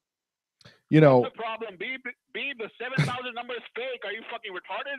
You're gonna take a fake number? Oh, here he goes again. He's mad. He's mad. Oh, make it easy, sweetie. It's okay. Beeb, like last time you were Googling attendances. Can you Google the biggest match of USA attendance? Oh, here what am I? Your personal assistant? What else do you want me to do? Why don't you Siri it or something like that? All right. So 1,552 is the biggest, and that's in the red zone. That's like right around the ring. And then there's blue floor. There's other floor seats. What you're saying doesn't make much sense anyway. I don't even know why we're talking about this. I'm just reading the ticket prices. And what doesn't make sense about that? Every event has tickets that's a month out, right? Fight that's a month away. Yeah, I know exactly. I was just saying it's a fake number spread by Georgie, the Fox News intern. Fox News intern. That's all he does. This fight is. I'm just saying, Anthony Joshua. What did he sell last time? Like 70,000, 80,000. This fight is a month away. So sell 80,000 tickets. I mean, that's pretty good, no? Let me ask you this, Jason. I think that's more than Heyman's done in America, right? How much did Wilder Ortiz do, Jason? How much did Wilder Ortiz do? What do you mean? How many tickets did they sell? Wilder Ortiz. I can't remember. Like 13,000 and change, I think. Right? Yeah. That's a far cry from 80,000. No. Yeah, remember who sells 80,000 in America? Who sells 80,000 in America? They don't have to sell it in America. Will be with Wilder in April. So who's ever sold 80,000 in America? Has any fighter in America sold 80,000 or 60,000 or 50,000 or 40,000? No. Except Canelo. That's it. Yeah, there you go. How many tickets were actually sold for this fight, Jason, in your opinion? What'd you say, Beeb? How many tickets have been sold for this fight in your opinion? I'd say 10,000. 10,000? Okay. All right. Yeah, my guess. What do you We need 7,000 more to sell this thing out, right? Yeah, and most people don't buy them until the week or two before the fight anyway. That's how most people work. I'm gonna say if they I'm gonna say if they at least sell 15,000 tickets to this event, then they're in good shape. With the total capacity, 17,000 for this event. And you know what? If Hey, they, Beeb. Hey, 1 second. Let me just ask Beeb. Beeb, do you remember the attendance for DGG and Canelo 1 and 2? It was 15,000 both times, 16,000 max. 16, yeah, 16. Wilder versus Fury, and they've never had a main event in LA ever. This is their first pay-per-view. Why would they sell a Staples Center when Canelo and Can I GG? tell you one thing about that GGG fight though? The most expensive seats in the house were $5,000, so they had a great gate because of the ticket prices. Yeah, Robert, bring that up. Are you fucking retarded? Did you even listen to what I said? I said Wilder and Fury, this is their first main event in LA. And Canelo and GGG can't even sell out T-Mobile Center. How the fuck are Wilder and Fury, who are like half the size of They stars? sold 16,000 tickets both times. They had the largest. They had Well, you know, in the history. Jason just said Wilder and Fury are half the stars that they are. Well, why is that? Yeah, Canelo, at least Canelo. Right, because that's just the truth. because De La Hoya is a better promoter than Heyman. Is that right? So why so are you saying all Are you saying all that the stars on Golden Boy's roster are big stars, Eric? I think no. I'm asking you. I'm asking you. Is De La Hoya a better promoter than Heyman? No, Canelo's just a Mexican hometown kid. He's the only good guy from Mexico. But he only fights in America. He has a fucking elite talent? No. But he only fights in America, though. Middleweight. That's Mexico odd. has no elite welterweight. Mexico has no elite. Wasn't that the third largest gate that Canelo Golovkin fight in Vegas? Wasn't that the third largest gate? Yeah, I think it might have been. Yeah, that was. Yeah. That was the third largest gate. So let me ask you this. It doesn't matter if it's sold out. Yeah, I'm not the one. Georgie said Jason's cashing an Ellen tonight. Canelo and Gigi didn't sold out. Only people that are complaining about Wilder Fury not selling out are Heyman haters, like Georgie, the Fox News intern. I mean, that's it. Jason taking an L tonight. I'll have you know, Georgia does not work for Fox News. He's the DJ. Yeah, he works for us. There you go. He's one of fucking Whitey Bulger's old butt boys. He's probably crying. That's why he's dead this week. Fucking. Wow, look where you're going with this. You're going down the rabbit hole deep to this week. Wow. Better go to confession. Hey Beeb, can you name me one 50-50 fight so far on the zone? Like the 6 months they've been on the air. One 50-50 fight on the DAZN? Okay, now wait a minute. No. Wait a minute. We can't do that. I'm gonna tell you why. Because when it was a 50-50, what we think, we can't do that. What the fuck? Because it's what we think is a 50-50 fight. You know what I mean? It's like what we think is a 50-50 fight going in, not a 50-50 fight that happened. That Ritson fight was a 50-50 fight. Yeah, there you go. What are you talking about? That's some Euro fucking bums fighting in UK. Are you kidding me? Yeah, I know you're a much better fighter than Ritson, but you know. Nobody in America cares about Ritson. Why are you telling us about Ritson anyway? I mean, Beeb, come on. Tell us one 50-50 fight the American fans cared about and why we should buy it. Jesse Vargas versus Thomas Delorme. That was a 50-50 fight. That was a draw. Thomas Delorme versus Jesse Vargas. That was a draw. All right, listen. You want American fans to buy that? Listen, Jason. For that? I'm getting everything for $9 a month. I don't care. All right, Beeb, let me talk here. Jason, Sure. Listen. It's time now. I mean, you took a loss today. Listen, you need to go back. You need to clean yourself up. Hold on. You need to clean yourself up, son. Hold on. And you got to call it a day. Listen.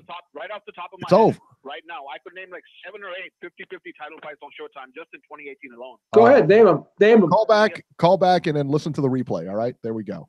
All right, area code 805. You're live. Hello, Nacho. I always feel bad when you got to follow that. Hello, guys. The opening act. Here's the main event, baby. The main event's always better than the opening act. After that fucking. Yeah, I know. It's pretty bad, isn't it? Yeah, I mean, it is what it is with that guy. But, I mean, I'm sorry. Like, I don't care how much he tries to defend it. For that, he likes to bash other promoters' cards. He should be bashing fucking Al Heyman for that garbage undercard they're going to put on that pay-per-view. Yeah, that's a bad undercard, right? That's a horrible card, man. One, yeah. What happened to Gary Russell? What happened to Gervonta Davis? Like, how could they not, like, get their act together and be on that card? Jared Hurd versus Jason Wellborn, and he's over here bashing UK fighters and Euro bums, but I don't hear him bashing Jared Hurd for fighting Jason Wellborn. I mean, come on. Who is Jason Wellborn? I don't know. And then you're gonna put Joe Joyce against Gerald Washington. Oh, I mean, yeah. I'm sorry. That's awesome. That's a great fight. I like to talk about the PVC, but this undercard is horrendous. Hell, I do like. I do want to see Joe that, Joyce not though. I do fight. want to see him fight. That's awful. Jeez. It is. It's awful. That's why I'm like, wow. If this is what PVC's foray into the pay-per-view realm is going to be, they're not going to make very much money. Okay, with soon. that disgusting undercard, if it stays that way, what's the price going to be? I hope to God it's not going to be like Canelo. I don't know. G. Jason's in the chat. Hey, Jason, have you heard anything on the price of that Wilder Fury card? Have you heard anything on the price on that? Let me know. Because my God, I paid $85 for Canelo Triple G, and I'm still taking plenty of showers because that undercard was awful. Yeah, but at least you got knockouts, Robbie. I mean, what are we gonna get I know. from this card? Who do we have on the Triple G? Who do we have on the Triple G Canelo undercard? The second one. That was a good undercard, wasn't it? Well, remember they all three ended early, Eric. Yeah, that's right. That was a good. I thought that was. I thought that was entertaining. That's right. They all ended early, and we had like an hour and a half wait. Yeah, exactly. We paid an hour and a half. We paid $85 to watch Jim Lampley, Max Kellerman, and Roy Jones talk to themselves for 90 minutes. Yeah, they were pontificating. It was pretty funny. But yeah, that undercard is terrible. I'm sorry. Jason can scream all he wants about ticket sales and all this other shit. God, that undercard is terrible. If they don't improve that, I may not buy that pay-per-view. Wow. Yeah, I don't see it You're improving. gonna buy it, Robbie. Stop. Yeah, he's totally Because buying it. I was going to buy that pay-per-view, but if Robbie, please. Come on, Cut son. it out, Robbie. Yeah. You know he's gonna buy it. You're buying it. The fights yesterday, guys. The fights in Scotland. Nonito Donaire, good for him that he won another belt, and he had an okay performance. To be honest, I thought Burnett was going to start to pull away in that fight until he ended up,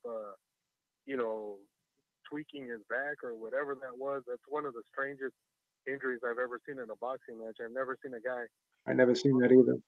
and have to stop fighting. Yeah, that's crazy. In the corner. So it was really weird, but it's unfortunate for Burnett. He loses his title that way, but it gives Donaire one more payday going in there against Teddy. But I don't see him beating Teddy.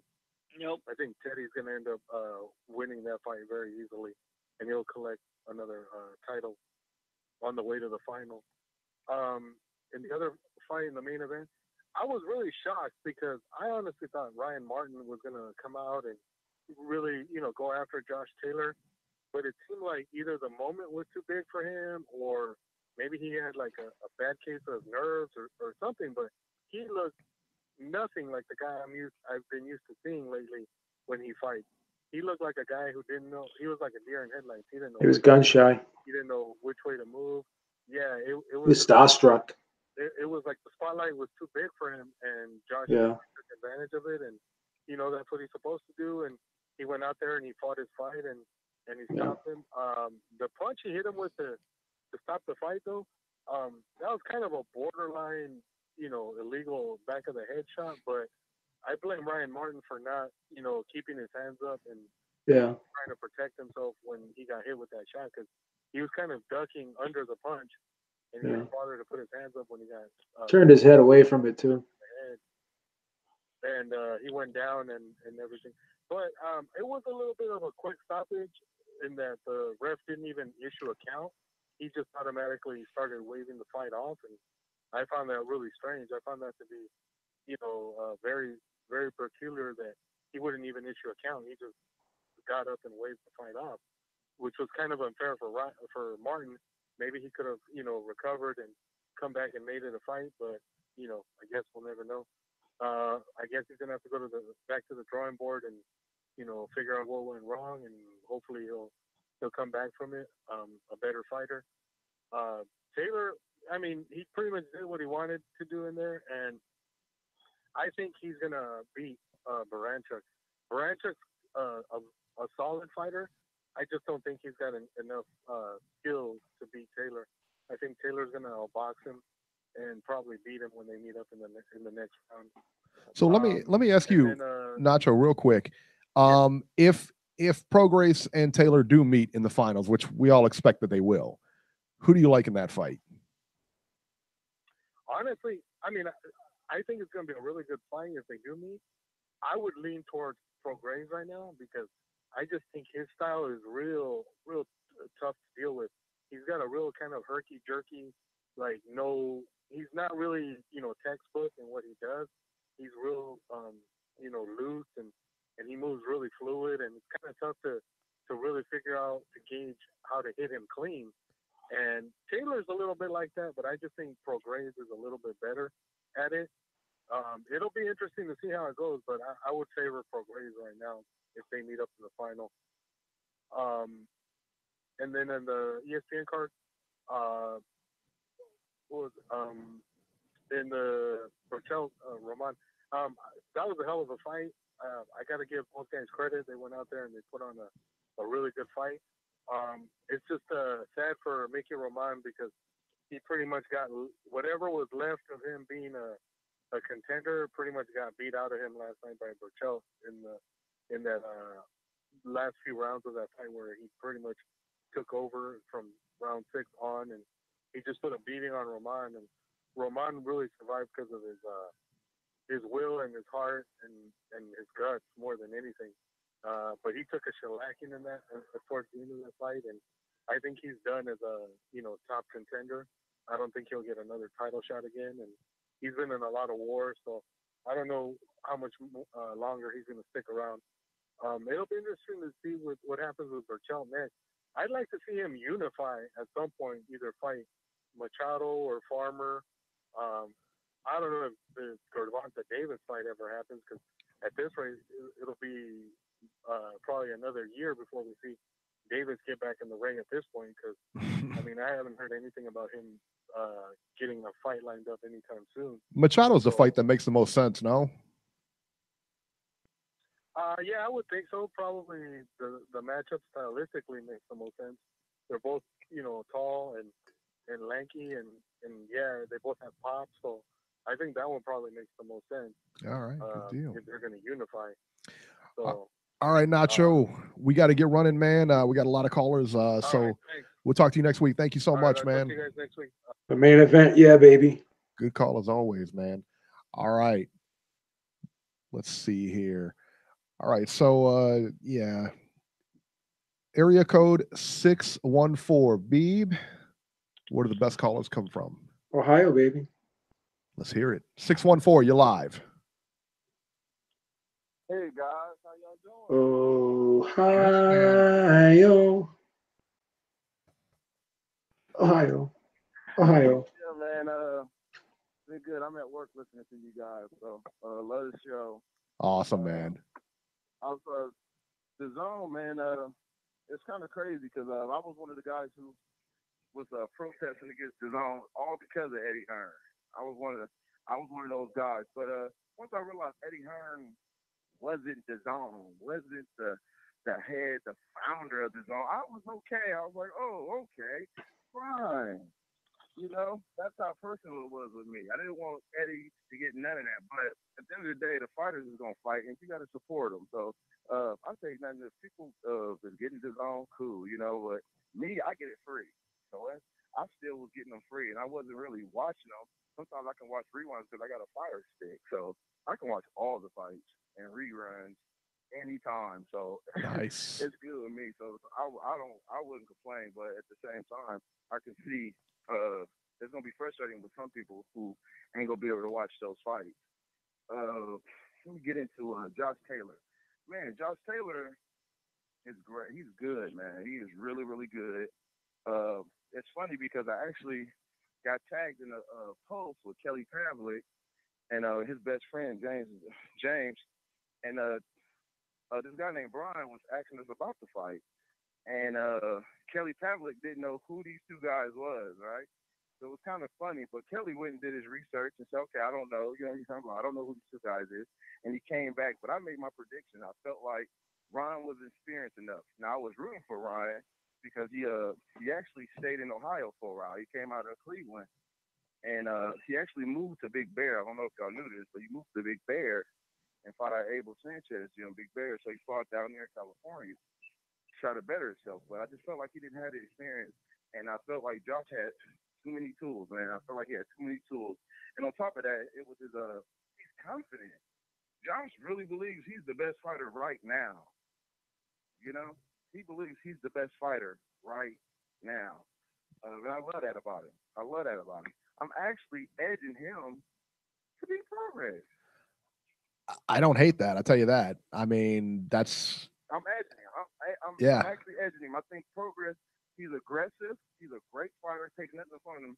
I think both these guys will have a good little resume once they come out of this tournament, you know. But I take nothing from Progress. I like Progress, but I just think Josh got a little bit more skill, and I think Progress is going to be going for the kill. Progress wants to impress. He's going to go for the kill. He takes a lot of hits. He can give, you know what I'm saying? But he'll take some to give some a lot. And I think that's just stylistically, I think it favors Josh. I think if he can take some of his power, I think he wins this fight. I think he wins it. So I'm actually edging him. But when it came to the fight, I actually had Josh beating Ryan, but I was rooting for Ryan. Yeah. You know, but yeah, that was a good fight. Let me see what else I wanted to get into, man. The Contender. I actually watched it, man, and we have one. A lot of people. It was crazy. I actually supported it, man. Michael Moore from Cleveland, Ohio was in it, man. He's in the semifinals, and he fought Sugar Shane Mosley. And Sugar Shane Mosley is getting better, man. I was actually impressed with him. He started boxing late, too. Mosley did. Yeah. At like 17 or something like that, wasn't it? Like Sugar Shane Mosley Jr. Yeah, it was like he started at like 16 or 17 or something, wasn't it? Yeah, he's starting to come around, man. He looks good at boxing, from what I've seen. And after Michael Moore had an interview, he was talking about a lot of people didn't know that they filmed 2 days ahead. He had fights 2 days apart from each other. A lot of people didn't know that. That's insane. So these guys were just, yeah. So a lot of people didn't even know these guys. But it's a great show. But at the channel, ain't nobody has it. I didn't even have it. I had to go to the .com, and it's 14 days free. That's how bad it is. They give you a 14-day free trial. 14 and they don't days. even ask for your credit card. You know what they want? Your email address. That's it. Oh, wow. No credit card information. Just give them your email, and you got 14 days. So you can give them about 16 different emails. I can't make this up. So I was like, wow. So I actually caught up with the episode because I haven't been watching it. So it was actually, it was real good, though. It was actually real, real good. So I can't wait. Brandon Adams and Sugar Shane Mosley is in the finals. So Brandon Adams, I don't know if y'all heard of Brandon Adams. Yeah, why does that sound familiar? Yeah, that's where I know him from. Yeah. Brandon Adams. Robert, is he a friend of the show? Yeah, that's right. That's what I thought. Yeah, he's a friend of the show, so we got to root for him over Sugar Shane Mosley Jr. Yeah. He's a friend of the show, Robert. What are you doing? Okay. Yeah. I was like, where do I know that from? Actually, yeah, Boxino, man. Yeah. Yeah, Boxino. I think the one Willie Monroe won the first one, I believe, right? He won that first yeah. And he should have won that fight. He was favored to win that fight, and didn't he get knocked out or something? Yeah. I thought so, yeah. Yeah, Brandon Adams, he's a good fighter, man. Yeah, he's a real good fighter. The whole thing, the only thing, the build-up with Contender, I guess, is a good storyline because going into the show, they actually had Brandon Adams and Sugar Shane Mosley. They actually was like real tight and best friends to the point where now they're in the finals fighting each other. You know, they was taking up for each other and all this other stuff. Now they both in the final, and it's kind of crazy that now they got to fight each other. It's almost like that movie, what was it, Gladiator? Yeah. You remember when He fought his brother or something like that. Yeah. Yeah. It's setting up to look like that, man. It's a good. I think y'all should get it. It's easy. Just put your email in, and you can catch all the episodes. It's easy. Now the streaming is a little bit difficult at times. It was freezing at times, but it still played smoothly. But it had its moments. So I can't deal with the freezing, man. That's why I have the DAZN, man. Top notch. Right. Now, did y'all hear about the rumor of Keith Thurman and Sean Porter? I did, yeah. I don't want to see that nonsense. Said that they in negotiation. Keith, no time, Thurman. Yeah, he hasn't even had a comeback fight yet, right? You know what? Sean Porter sucks, and I know he's from Ohio and everything like that. But you know what? This guy talks. He was going to fight Errol Spence. That's the easiest fight to make for me. Blah blah blah. And now he's come on, man. Eric? He's nonsense. You know what, Eric? And not to mention, you're down on Sean. not I know to. you're down on Sean. Oh yeah. But realistically, Thurman hasn't fought in so long. That's an easy fight for Sean. Not to mention, though, that he didn't move out of Ohio, and he doesn't claim Ohio at all. He doesn't claim he's from Ohio. He always says Las Vegas. Screw Sean Porter, all right? Hey, Eric, you have a point. You do have a point. The only time he's an Ohio fan is when the Cavs are in the finals or Cleveland or somebody does good. Then he's an Ohio guy. You know what? Screw Sean Porter. He's from Vegas. He's a transplant. We don't like him. He's the only fighter. Listen, he's the only fighter because I follow all the Ohio fighters. He's the only one where it was confusing of where he was from in Ohio. I had him from Akron, and then there was people saying he was from Cleveland. So it was back and forth. So I actually talked to Kenny Porter, and I said, Kenny, I put a picture up with Sean Porter, and I said Akron, Ohio, and Kenny said he's not from Akron. And I'm like, huh? I got personal family members that said he was in Akron, so he's born from Akron and raised in Cleveland. Now, when he fought Danny Garcia, he actually said Cleveland, Ohio. You know, yeah. so I thought Danny Garcia had the best line. And he was like, you're not even from Ohio. He was like, you're not even from Vegas. You're from Ohio. Because he was like, you're in my backyard. Like, no, you're not. Right. I doubt laughing. Even with that fight, I think Keith Thurman is doing the same thing he see Mikey Garcia is trying to do with Errol Spence. He's putting himself in a situation where he's in a win-win situation. If I go in and fight Sean Porter and lose, people will be like, well, he just came, he had balls, he came in, he didn't take no tune-up, and he went straight in. You know, he went straight well, in. So, frankly, I think Keith Thurman needs to lose because, I mean, my God. How the hell did the WBA not strip him yet? That's the bizarre thing that I want to know. I can't. The WBA is a fucking idiot. Fucking WBC strips him, but the WBA won't. How long has he been off? He's been off over a year now, right? He hasn't been in the ring since sometime in 2017, or maybe 2016. I think Obama was still president when he fought last. Yeah, man, it's crazy. But no, Eric, I know you don't like Sean Porter, but I think that's a piece of cake for Porter. Keith, no time there. Rob, I was getting at that. I think Sean is going to be favored in that fight just because he goes straight in there. But I think Keith is pretty much showing he's not afraid to let his go. But I think they might get the trilogy. This might be. Of course, that's what's going to happen. Mark my words, but I wouldn't be surprised if these guys fight twice next year. Yeah. Oh my God. In a fight that absolutely nobody cares about. I mean, it's a fight nobody cares about. Please don't tell me that because that means he'll be drug out over 3 years because Keith is only going to fight once a year, and after every fight he's going to claim an injury and. It's going to be all. I think it makes it interesting even more because it's going to force, in my opinion, it might force Terrence Crawford and Errol Spence to be like, you know what, let's just go ahead. They fighting each other. Because to be honest, Sean Porter and Keith Thurman fight was way better than Danny Garcia versus Keith Thurman. That's true. Yes, it was. It was a good fight. Yep. Incidentally, Wood in the chat just said that he goes to Browns games. Sean Porter here goes to Browns games at least once per season. Yeah, he's the guy in the end zone with the bag over his head. Yeah, right. I want to support the Cleveland Browns. Oh, how dare you? Keith Thurman's been out of the ring for 17 months. Wow. That is hilarious. Oh, yeah, I didn't touch too, man. My guy, Yandale Evans, man, he got knocked out the other week.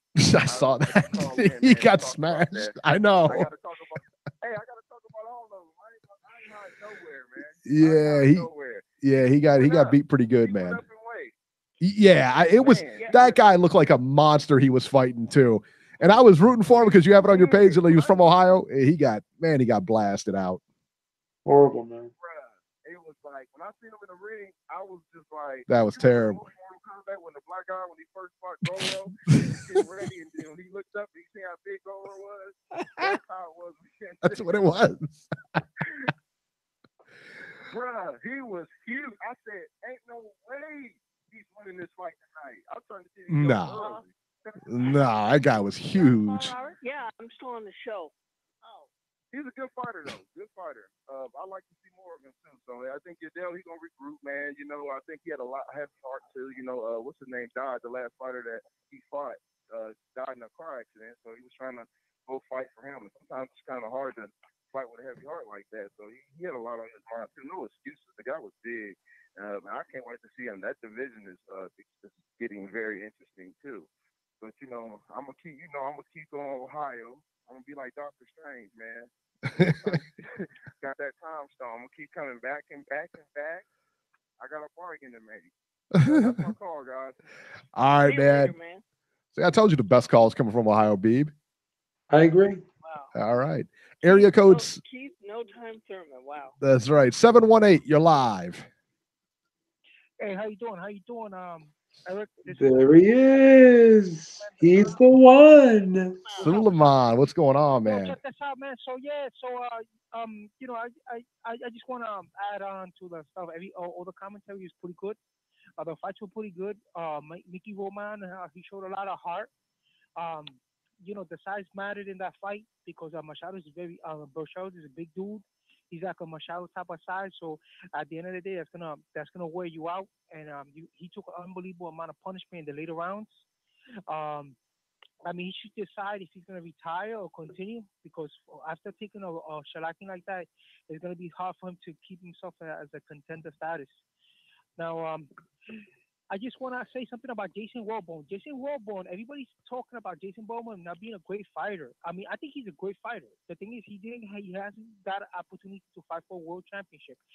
He has 7 knockouts on his resume, but he beat unbeaten fighters. He beat Marcus Morrison when he was a silver middleweight champion for the WBC, a title similar to the title that everybody is talking about, that fighter Jamal Charlo. So he beat that guy. He dropped him, defeated him, okay, and then he won the British title and got the Lance belt outright. So I don't see why the guy who's coming down in weight back to 154, division that he started his career in, and he's fighting a guy that just came off the knife also.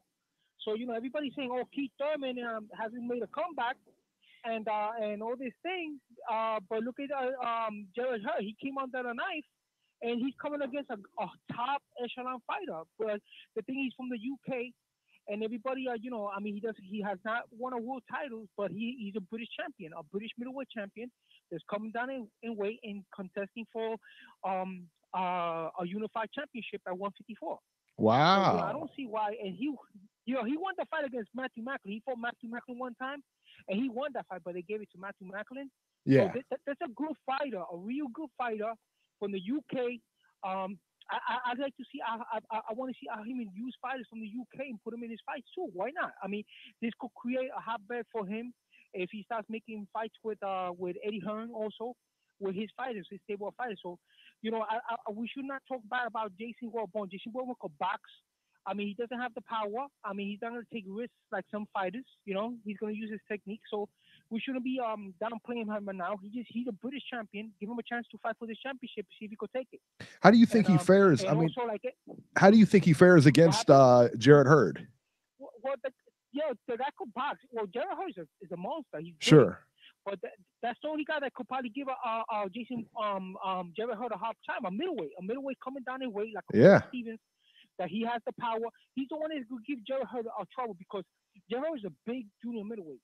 You know what I'm saying? I'm not against Jared Hurd taking this kind of fight, but if they're gonna put it on a pay-per-view card, you've got to put a bigger name in against Jared Hurd. I don't know. I mean, if the guy's a good fighter, listen, man. If the guy's a good fighter, okay, Robbie, wait, hold on. He's not the main event. Okay, at the end of the day, he's not the main event. Okay, he's a supporting fight. That's a real good fight, man. Yeah. You know what I'm saying? I want to see guys like Jarrett Hurd fight when they come under the knife. Lomachenko's fighting he's going for unification, but not everybody is getting opportunity. All those guys at 154, they don't want to fight unifications. Okay, so you know, at the end of the day, let the guy fight. Let's see if he could take this belt and win. And another thing, all these shows, they're not talking about Manuel Charles. I think what happened to Manuel Charles, the Lebanese WBA regular champion, is a crime. He passed his B sample a while back, okay? And being that he's from Germany, he's not that popular. You know what I'm saying? Everybody's throwing him under the bus, and they just practically taking his belt. He passed his B sample, okay? And then this guy, Okendo, they offer him $500,000, and he's an old man. He don't want to fight for $500,000. And now they're gonna put this big baby Miller against a dude that's not known. Okay, that's 6'5", 18-0. So I don't see nobody talking about that. You know, I think that's unfair to take a man's title like that very easily, and nobody's talking about it. You know, he's a world champion. They should give him an opportunity to say something and fight. He's very popular in Germany. I don't see why nobody's catching on to that. You know what I'm saying? And he's willing to fight all the other heavyweights. Okay, and you know that's about it for now. But I feel like, you know, they should give opportunity to other guys to fight in the heavyweight division. I think all this talk about Keith Thurman, he took some time off. I think Keith Thurman could beat Sean Porter at this time, even though he took some time off. He's just a premier fighter. He's not gonna fight second tier fighter because you don't want to hear guys like Robbie say, Jason Wilburn's not a good fighter. So that's why he's not gonna fight. He's going for top echelon fights. You know what I'm saying? There you go. You know, you guys got a great show. Keep it up, and like and subscribe to my channel too. I got a channel on YouTube. It's Suleiman Ayaskar Professional Boxing. I'm trying to pick it up too. You know, I'm going on myself on my own. So you guys like and subscribe to my channel. Take care. I'll subscribe, man. Absolutely, man. Yeah, call back. Yeah, like I said, man, call back anytime, man. I love that he saw Jason Wellborn. I've never seen the guy, and it's not a well-known name, of course, to us. But Suleiman said he saw him fight. Hey, I tell you what, and I trust Suleiman's judgment, man. He's on point. Suleiman follows the sport closely, man. He was the one. Who's the heavyweight? The 40-year-old. Who's that 40-year-old heavyweight? What was his name? The real built guy just got out of jail or something like that. You remember? Yeah. You know, yeah. Right?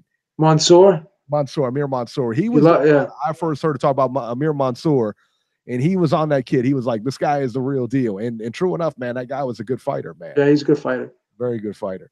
All right.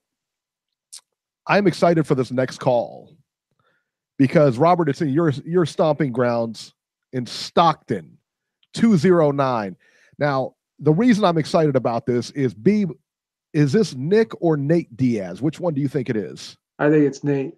You think it's Nate? I think it might be Nick. I don't know. Okay. I don't know. We might both be wrong. I don't know. Okay. Area code 209. You're live. What's up, guys? Hey, what's up? How you doing, Robbie? Hi, Eric. I'm doing good. How you doing, man? Doing good. Sorry to disappoint you. This is neither Nate nor Nick. That's right. Paul. Paul, all right. Paul, what's up? By the way, I'm Bad Bart in the chat. Okay, yeah. Very good, man. I've been meaning to call in for the last few weeks. I keep missing the show and catching it on replay. So, but it's glad I caught it live tonight. And I just want to say, first of all, man, one of the things I love about this show is the quality of the callers you guys get, and it's really impressive, you know. So all the calls are really good so far, including Jason. He said everybody except Jason. That was his. But I just he's a character to me. Yeah, well, we all each show has to have one nut, and I guess you know, I give Jason a lot of stick, but I appreciate that he calls in, and when he doesn't call in, I actually miss him. I do too. I like when he calls in. I really do. You know, he's like our class pet. Yeah. He's like my son. What's the matter with you? I don't know if I want to claim him for that matter, but okay. Trying to get him in line. Yeah, what about a nephew? Yeah. A distant cousin, maybe. Yeah, there you go. Well, I kind of want to talk about what Jason was talking about because, like, in regards to the zone and Eddie Hearn and all that. because it's something I got caught up in a few months ago when the negotiations between Wilder and Joshua were going down, you know, and I realized finally after I calmed down after getting in a bunch of arguments online with these crazy Eddie Hearn fangirls. I've never seen anything like it, you know. These guys are so obsessed with the promoter and anyone talking about a promoter, and I finally realized I needed to divorce the promoter from like the fighters and even the promotion, you know. And once I stepped back and looked at it, I realized, like, for example, with DAZN, I was like everyone else.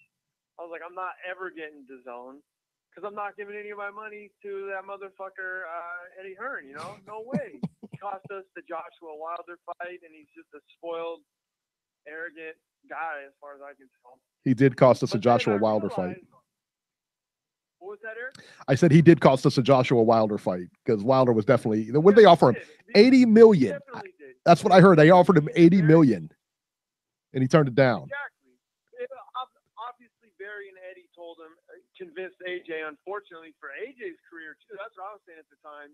They convinced him it was in his best interest to not do, you know, not take $80 million. I don't know what they said to him, but hang on. You guys don't think that they'll fight in April? Fucks no. No way. No way. I think No. I actually want to come back to that, Robbie. I want to talk about Matchroom real quick. But first, I want to just say one thing. I realize now, you know, when they first announced the billion, you know, Eddie's like, oh, I got $1 billion from DAZN. Like I said, I was like, fuck DAZN. I'm not ever going to get it. But then I stepped back and realized, like, wait a minute. These guys running DAZN, like, from what I was looking at, I was like, if they really have that much money, I thought they're just going to, like, give it all to Eddie and just let him, like, run USA Boxing. And then when I saw that first card in Chicago, I'm thinking, like, there's no way the money behind DAZN is going to be at all happy with that card, you know? And I started to realize, wait a minute. Eddie's the one that's claiming he's the face of DAZN boxing in the U.S. DAZN never came out and had a press conference and said that. It was just Eddie all over the YouTube saying all the time, I got $1 billion. Paul, the guy in charge of DAZN as far as programming is concerned, his name is John Skipper. He's the former head of ESPN Sports. Yeah. See, well, that's the thing, though, is like, you know, I didn't know any of that. All I saw was, you know, on YouTube. And it was Eddie on IFL and all these channels basically saying that, you know, if you want to do boxing with DAZN in the U.S., you got to go through Eddie, right? And, you know, then with this, I started to see the cracks again, like I said, after the Chicago show. And I was like, there's no way they're going to be happy with that, you know? There's no way they're not going to find some way to around this or whatever. And then I obviously realized, well, I always knew the $1 billion boast was bullshit. But I could only sign Jesse Vargas and Mo Hooker, and, you know, that main event in Chicago, I still can't get over that. You know, I realized there's no way he's working with $1 billion. If the best guy you could sign is Jesse Vargas, I mean, that's incredible. And I don't know how Eddie does it. He's incredible how he can say with a straight face, oh, we got Jesse Vargas and Mo Hooker. Terrell Miller's going to fight Thomas Adamek. And, you know, it's like, what in the – who's going to pay for this? Who wants to watch this, you know? So, anyway, when De La Hoya, you know, signed his deal with DAZN, I was like, there's no way De La Hoya is going to let Eddie have any type of control over Canelo's future at all. You know what I'm saying? I was like, there's no way this deal – went through Eddie, and what did Eddie do? He tried to muddy the waters and say, oh, I was there at the meeting, and he shows up for the pictures and stands in the back and makes it look like, yeah, I helped engineer this deal. But what I noticed, remember, Paul, Canelo's fighting one of Eddie Hearn's fighters in December. So yeah, Rocky Fielding, yeah. I mean that again, that's the best Eddie can get out of this deal, right? He can get one of his fighters to fight Canelo on DAZN. But, I mean, look at what he's done for even, like, let's step away. I want to finish my DAZN thing. I want to come back to Matchroom. But once that happened, I realized how embarrassing the whole situation for Eddie is in the U.S., but it's so remarkable that he's not embarrassed. He doesn't see how badly he's failed. Like, I think he's lived such a charmed life that he can't even imagine. He just tells himself whatever he feels like telling himself, and he believes it. You know what I'm saying? He really gives off that impression that no matter what he does, it's amazing, you know? Yeah. And so anyway, so now I realize, like, wait a minute. And then today, I don't know if you guys heard the news, DAZN is pissed at Eddie, which I figured they would be. And they're like, you need to start doing something. And apparently Eddie was pushing back on them. And he's like, you need to start signing fighters like Mikey Garcia and Charlo, like you said you were. And then Eddie, I guess, pushed back because he's got his dad's accountant mentality and said, well, I don't want to overpay for fighters or whatever. Well, you see what you get when you don't, quote unquote, overpay, Eddie. You get Thomas Delorme, you know what I'm saying? So, now I have no problem with DAZN because now I know that it's not, because it wasn't just Eddie after the first pay-per-view or after the first event. I was like, fuck, if this is going to be the events that DAZN's going to put on, why would I even want to even go through the trouble of downloading the app? But now, man, with the WBSS like really picking up steam, now knowing that Golden Boy's going to be on there, but it's not just Golden Boy. It's now we know that DAZN's going to like get more boxing. You know, they're going to reach out and get whoever they can to get on there. It's not going to go through Eddie. It's not going to just be Matchroom USA. And that's real quick what I want to get to, and I'll end on with this real quick is how bad has Eddie messed this up in the U.S.? He's ruined. He's turned Joshua's name into mud in the U.S. because everyone over here that follows boxing thinks he chickened out against fighting Wilder, right? Yeah, a lot of people do. Joshua's name in the U.S. Then he comes over and says, "I'm taking over boxing with Matchroom USA," and I keep saying these same signings because they still blow my mind that he wasn't embarrassed to say, "We got Jesse Vargas and Mo Hooker and Thomas Adamek." I mean, what in the world did he think was going to happen? So now Matchroom USA is looked at as what? Some Mickey Mouse little organization that can't put on a decent fight. You know what I'm saying? And then over in the UK, it's so obvious now. I just saw on Boxing Scene right before you guys came on, there's an article that just says Joshua's rooting for Bellew to beat Usyk. Why is Joshua talking about Usyk and Bellew? Well, what do we think the reason is? Because he's planning on fighting one of those guys. The whole plan is now for Matchroom going forward to just have White, Joshua, Usyk, maybe Bellew, just their little squad of heavyweights, basically just to fight each other on British pay-per-view, as long as they can keep doing that, right? But how long are the British boxing fans going to put up with that? I'm really interested to see what Joshua. Yeah, that's a great point. Yeah. Yeah, I mean, what are they going to? I'm sure, I know they're pissed because all the ones we see online that are arguing all the time, they're that small group of real weirdos that are so obsessed with Eddie Hearn. But that's not the majority of UK boxing fans. They wanted to see Wilder Joshua fight worse than we did. You know what I'm saying? They know who Wilder is. And if they get stuck watching AJ White or AJ Bellew again, I'm telling you, we're going to start seeing a big drop in those pay-per-view numbers. Look, they're not going to put up with AJ and White again because they've already fought once. They're going to have to. No, they're going to. Yeah, because AJ's he's going to fight the winner of Dillian White, Derek Chisora, or he's going to fight Usyk in April. Those were his two options. He's not going to fight Wilder in April. No. They're going to try to pin the blame on Wilder for why they didn't fight again. That's the whole point. They're going to. Okay. Eddie's all right. big deal. I don't like 90 seconds. Yeah. Oh no. Who likes it? No one. The only people that like it is Eddie and Barry Hearn, and they're convinced they can continue to do this because they're risk averse. And so that's the reason why AJ didn't end up with 80 million and we didn't get the fight because that was out of their comfort zone. You know what I'm saying? Yeah. So I got you. They'd rather control what they can than they would to take any type of risk, but it's going to end up biting them in the ass. 60 seconds. You know, that shit can't go on forever. So no. But that's it. That's the extent of my phone call, fellas. I really thanks for calling. We appreciate it, man. Thank you so much. You know, and it's funny when Eddie Hearn says he's going to overpay fighters because, like, what is he like? It's a different market over here. We American fighters do make more than you know the UK fighters. Like Canelo makes more than Joshua. Yeah, for sure.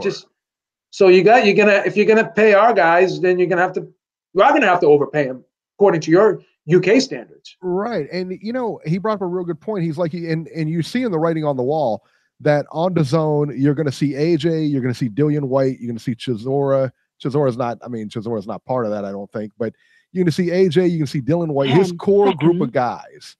You're seeing his core group of guys that are just, you know what I mean? He's basically taking Sky Sports and putting it on DAZN. That's what he's really doing. Right. That's all he's doing. Yeah. He's not doing anything he said he was going to do. And but you're not going to get Mikey Garcia if you don't, and the Charlos, if you don't overpay them. You're not. The thing is Hearn started out as the face of DAZN, but DAZN has kind of morphed beyond that. I mean, it really of course. Super Series with Canelo now in there, and then you're gonna most likely gonna see Golden Boy fights on there, I would think, at some point. Yeah. I mean, so he's, the DAZN is, DAZN. They don't need him anymore. Now that they got Canelo, they can tell him to go fuck himself. Right. Really. You really could. I mean, honestly. They got Canelo. They having all these Super Series fights being put on. And these Super Series fights, these tournaments are really, really good. You know? Let's go to area code 803. I don't know if that's South Carolina. Yeah, I know that's South Carolina, but I don't know if this is Georgie or not. It could be. I don't know. He might be on the lam again. 803, you're live. Trap phone? Hey, what's happening, people? Trap phone, baby! You got Whitey Bulger's phone, son. You got Whitey Bulger's phone. You set him up. He did. He's been on a run since that Bulger hit. That's why you're not using the 508 area code anymore, Daddy. That's why. He was involved. He's on the run now. Why are you on a trap phone, Georgie? Why are you on the trap phone, Georgie? I decline to make any statement without my lawyer.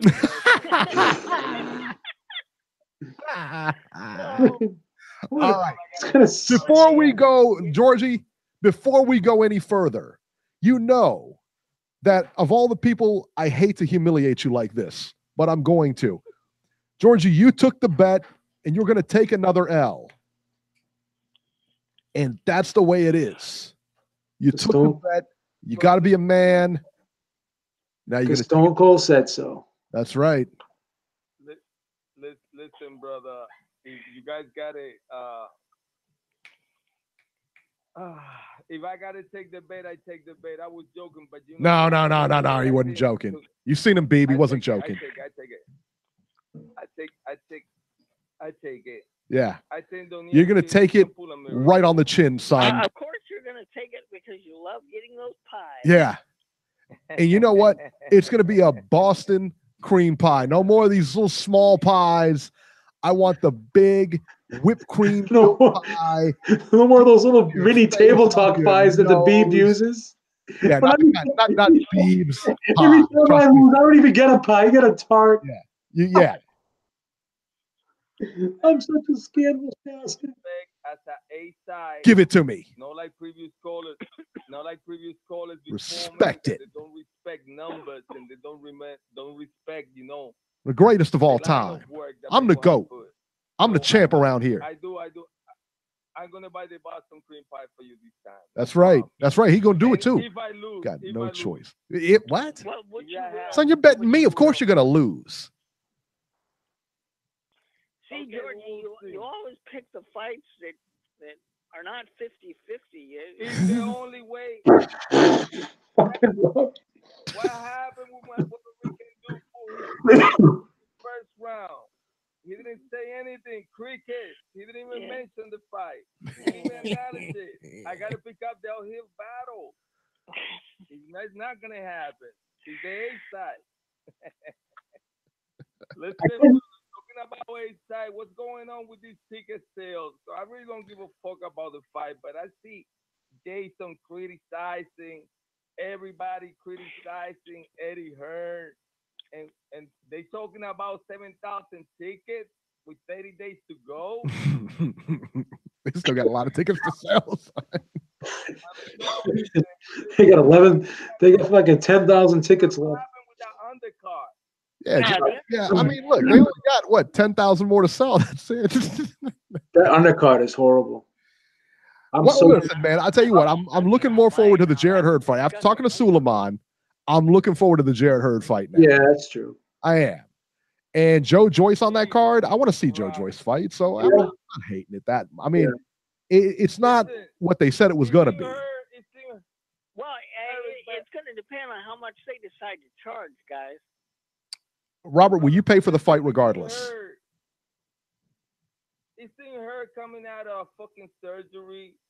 I don't know. Said 205 people. I don't know. I don't know. What do you mean? What do you mean you don't know? Would he hurt his shoulder? Would he have a shoulder injury? Who Hurd? Yeah. He got a surgery and shit. He's just coming back. What was his shoulder though? Are you sure you're not getting him confused with Keith No Time Thurman? Wow, no, Jason's saying that Hurd just had surgery. Yeah, Jason's saying that I know he had surgery, but was it a shoulder injury? Where did he have surgery? What do you have surgery on? I can't remember. Shoulder? I don't know. I think it was a shoulder. Labia? I don't know. Guys, let me get these last 2 minutes straight because I gotta go on a little rant. Okay. I always come in here criticizing Wilder and the lack of the support. And numbers show. It shows the left and fucking right that the dude don't have it. And the blame is on the people who push him, the people who support him, and the shitty record that he got. He got too much shit against him. But then we are haters. Oh, you hating on Deontay. You ain't hating on Heyman. Baby, but with the fucking numbers hating too, they try to put this man everywhere. The people's champ. The most dangerous man on the planet. The blah, blah, blah, blah, blah.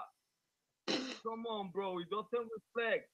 They talk about on Showtime. Oh, over 1 million people saw it. But they forgot to tell you what's a free fucking weekend. Free preview for Showtime. Man, all these lies and stuff for lies, they're getting on, brother. If they're flop, he will put on his part. Eddie was right all the day. You cannot compare 90,000 motherfuckers against not even 20,000. Peacefully alone, regardless of numbers, and the way these people put his shoulder on them, the UK, that's it's amazing. The fireworks, the lasers. I mean, everything is like fucking insane. We putting the best show on the planet, American. Where's that shit at? That shit looks like a low budget fucking coming down from fucking Argentina or something. No respect to Argentinians tonight, but I'm just saying, man. Georgia, you're cutting out. I can barely hear you. You're cutting out. Yeah, your phone's crappy this week. Oh, I'm sorry, guys. I'm sorry. I just ranting anyway, but I just want to say that the type of fucking support that the anti-Wilder deserves, it's not there for a reason, and numbers back that up. So when all these people talking about the Stone hating on hating this and that, at least that side got something to show for.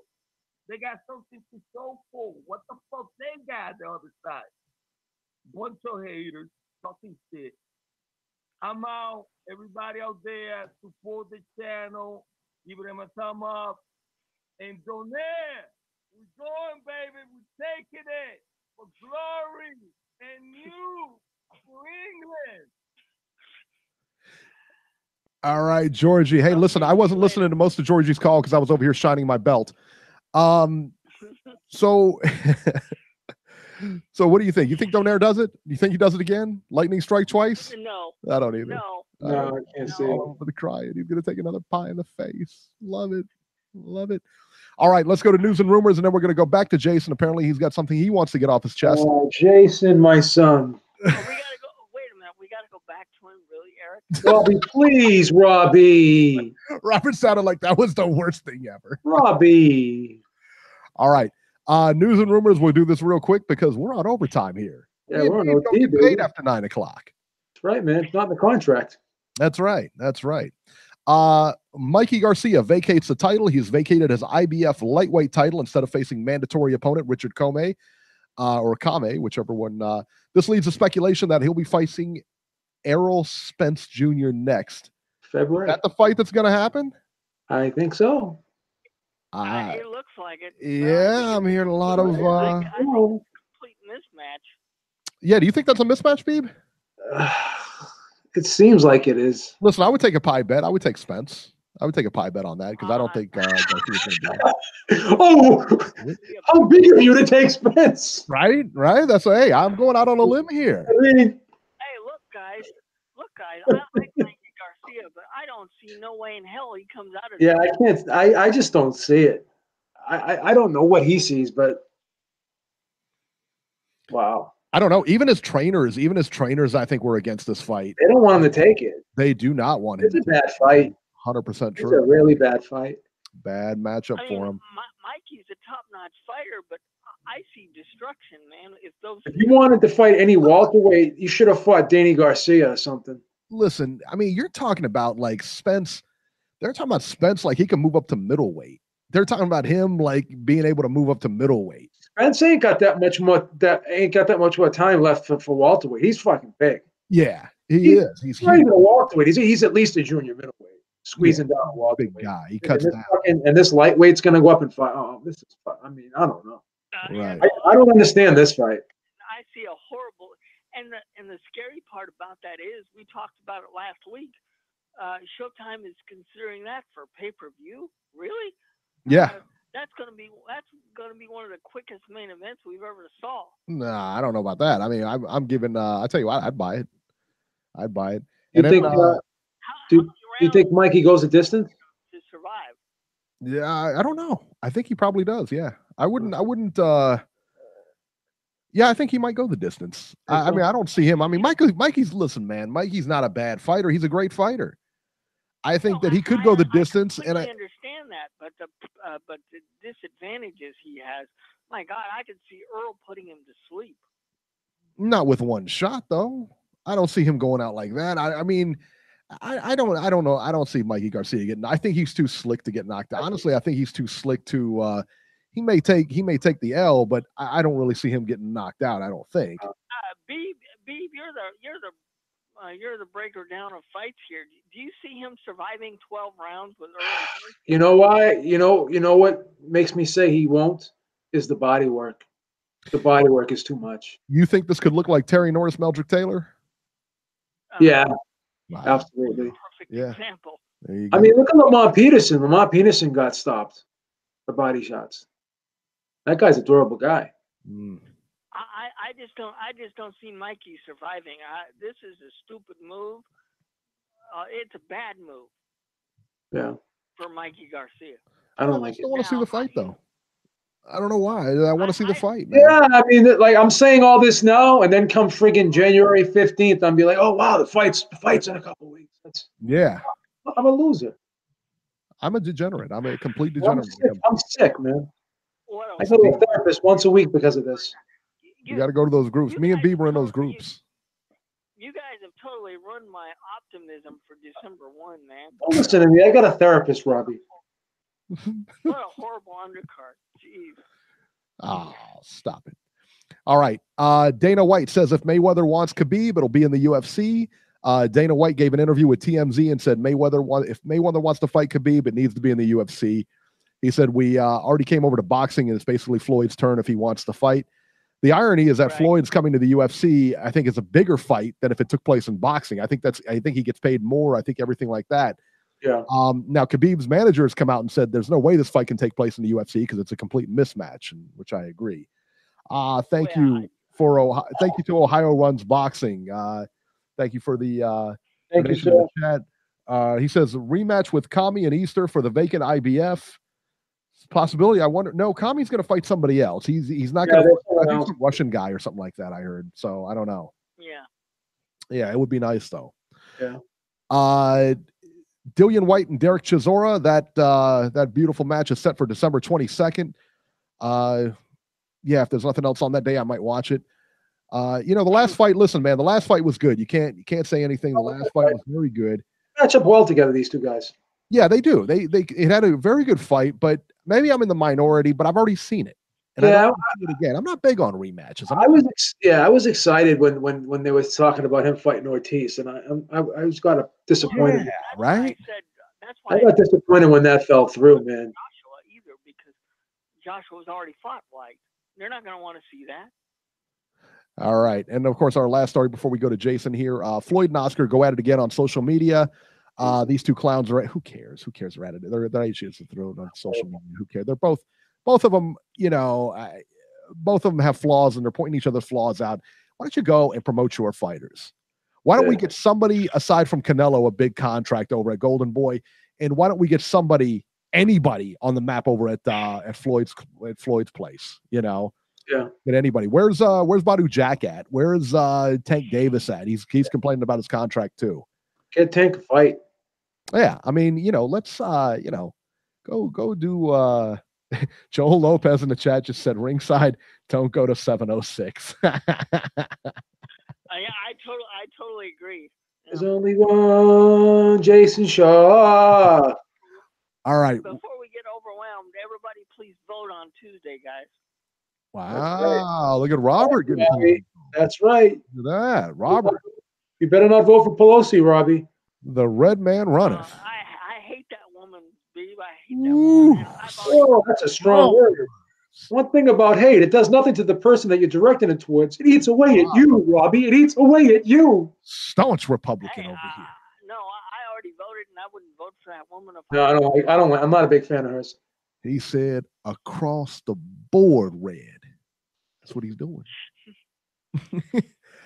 All right, real quick, Jason, hurry up. What did you have to call back and get off your chest? What in the world did we have to hear from you twice now for? Go ahead. Suleiman was on point as usual. I mean, that guy. I didn't know who Wellborn was, but I knew he wasn't some bum. Also, that guy. Confirmation bias. Lara fight. That was a really hard fight on Hurd. I mean, Hurd took a lot of punishment in that fight, and he messed up his shoulder. So I understand him. He's coming back in a soft fight because he's going to fight Charlo next. He's not the type of guy to duck. He only has like 22 fights, and he already went in with Lara. Not many guys were jumping at the bid to fight Lara in their 23rd or 24th fight, right? I mean, Jason, I have no problem with him having a soft fight, but I do have a problem with it being on a pay-per-view card. Did you, dude? I mean, I know. It wasn't Munguia versus Brandon Cook on there. That guy, fucking, what did he do? He didn't do shit. He just came to take a paycheck. So this is the same kind of thing, and I hope he does better than Brandon Cook. Yeah, I don't. It's a good comeback, Jason. Good comeback. Good How long comeback. did Brandon Cook fight go, Robbie? 1 round? 5. This is what I like when Did he land any shots? Did he land any shots in 5 rounds? You go back, Jason, and you take a break, and you come back, and you're strong. That's what I like about you. Also, that Virgil Ortiz fight. That fight belongs on ESPN too, not on a pay-per-view card. Took a beating. He comes back. He's finishing the round strong. No, if this is Al Heyman's attempt at pay-per-view, I can already tell you it sucks. Well, Robbie, didn't they just give us Wilder versus Ortiz on Showtime? They could have charged us pay-per-view for that. So I mean, I'm trying to, they also didn't. They were going to do that pay-per-view, but they didn't. And besides, we don't even know how much they're going to charge for this thing. Yeah, have you heard how much they're going to charge, Jason? I mean, probably gonna be $80. This should probably announce it soon. But Bard was on point, man. He was saying the things I've been saying for months. I mean, there's no way Matchroom can be a. You love when someone agrees with you, don't you? He does.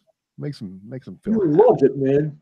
Makes him feel warm inside. Bard was on point, dude. Bard was like one of the smartest callers that's called in. Besides, You're gonna probably find this guy's Twitter and Facebook. You're gonna friggin' can't get on Twitter, man. Why do you keep bringing that up, man? He can't get on Twitter. I'm sorry. What subject would it be? the proxy servers, they keep saying my JavaScript is off and shit. I don't even know how to deal with that. Funny, that's because you gotta stop using those library computers.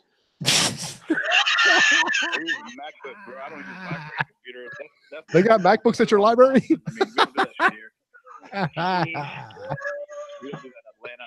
Maybe in South. We'll see you next Robbie, week. you can go. You can go home, bro. Let me finish my He call. said we'll see you next week. This is what you called back to talk about, which is basically nothing. Hold on, Beeb. Everybody keeps bashing like Tank for not having more than one fight this year. That fucking retard. They gave him 3 fights last year. He misses weight in 2 of them, loses his belt. Then they get him another title shot in 2018. Then that fucking retard gets arrested 2 times, and he's bashing Mayweather, and all these fucking moron boxing fans are bashing Mayweather. How is that Mayweather's fault when he got you 3 fights last year? Then he gets you another title shot, and you're fucking getting arrested every 2 months. I mean, how is that Floyd's fault? Well, he said it on Twitter, so it must be true, right? No, I'm just asking you. Why I'm asking you. I mean, he said it on Twitter. I mean, it must be true. Yeah, but Didn't Tank have 3 fights last year? he missed weight on one fight, and then he came back and he won the title after that. And then after he wins the title, wouldn't it make sense to get him a title defense? He was supposed to be on this December card. They were talking back in July about him being on this December card. What happened? Nacho just said he's 50 pounds overweight and arrested every 2 months getting him. He was 15 pounds overweight. He had freaking 4 months to lose 15 pounds. That's freaking. He can do that. Nacho just said the undercard of Wilder and Fury is garbage. I totally Nacho agree. just went deep on They you. were talking about him fighting Abner Mares. They were talking about that fight. They proposed that fight back in July. It was supposed to be in December. So, he had plenty of time to lose weight if he had to lose weight. Yeah, but he keeps getting arrested. He's getting drunk and shit. What the fuck, dude? I mean, I don't know how we can blame Mayweather. Jason. Jason. So what? Brett Kavanaugh drinks some beers too, and they try to crucify him. Leave the guy alone. He likes to drink alcohol. What's wrong with that?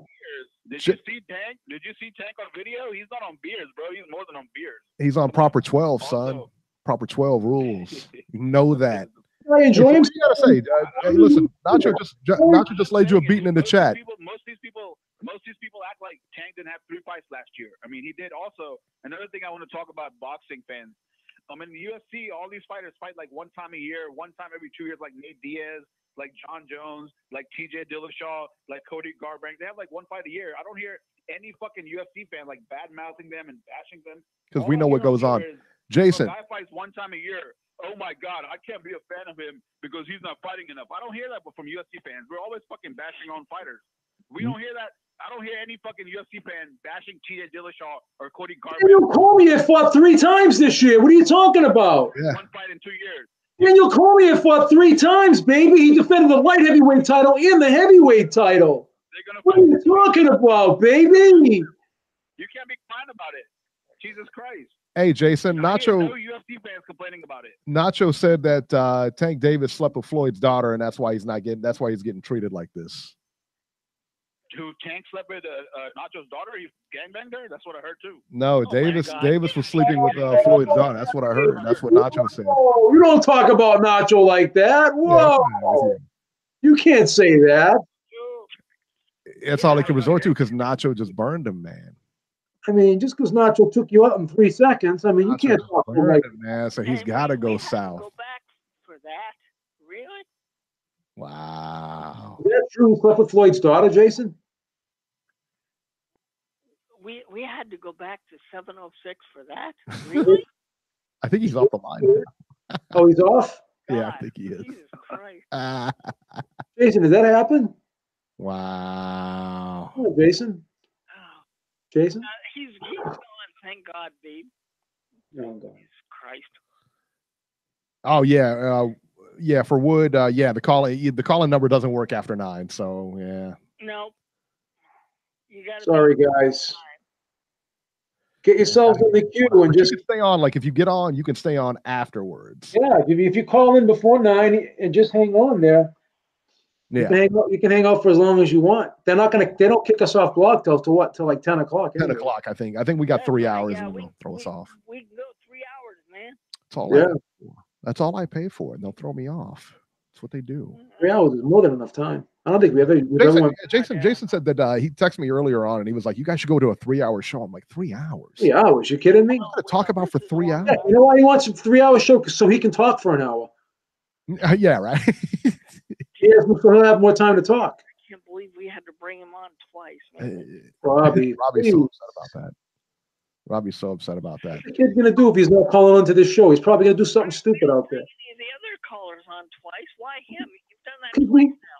Because he needs help, Robbie. We got to give him as much therapy as we can by letting him call into the show. That's right. Yeah, what a way to drive away the audience, man.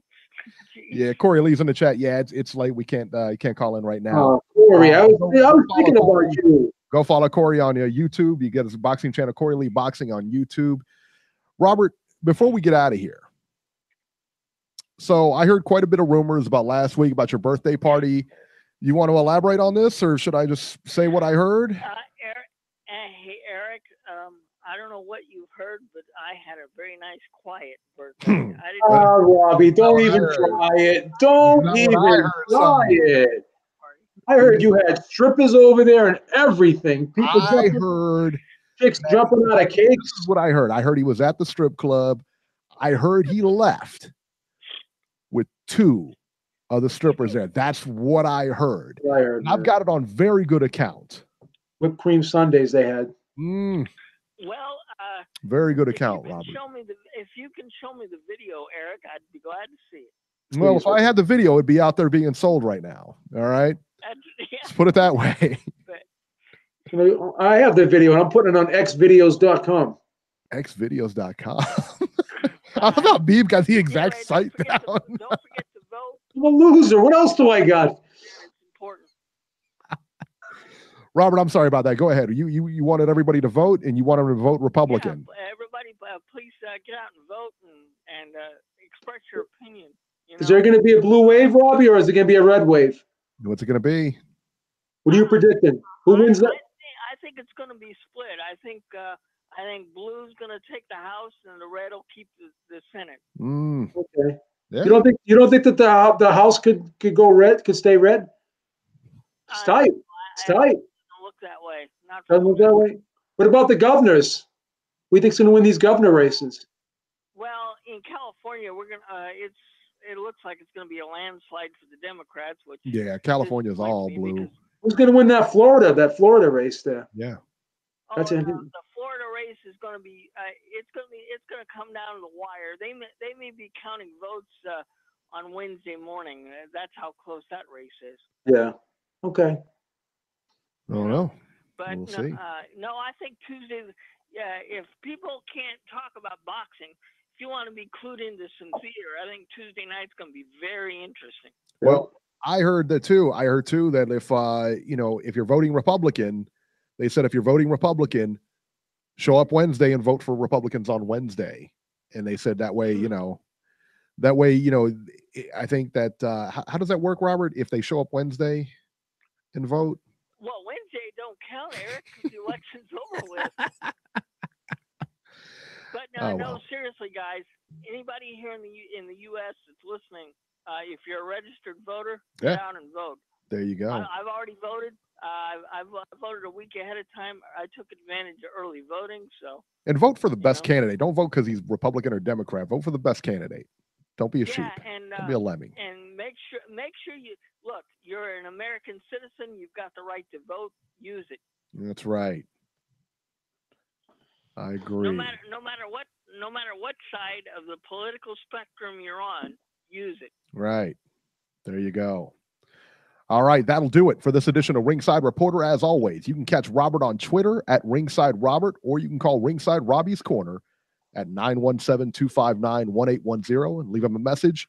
You can catch Joe Habib on Twitter at JHabib1. Find his YouTube channel at beatingtheoddswithbeeb.com. I'm at Ringside 73, and we will see you next week. Good night, everybody.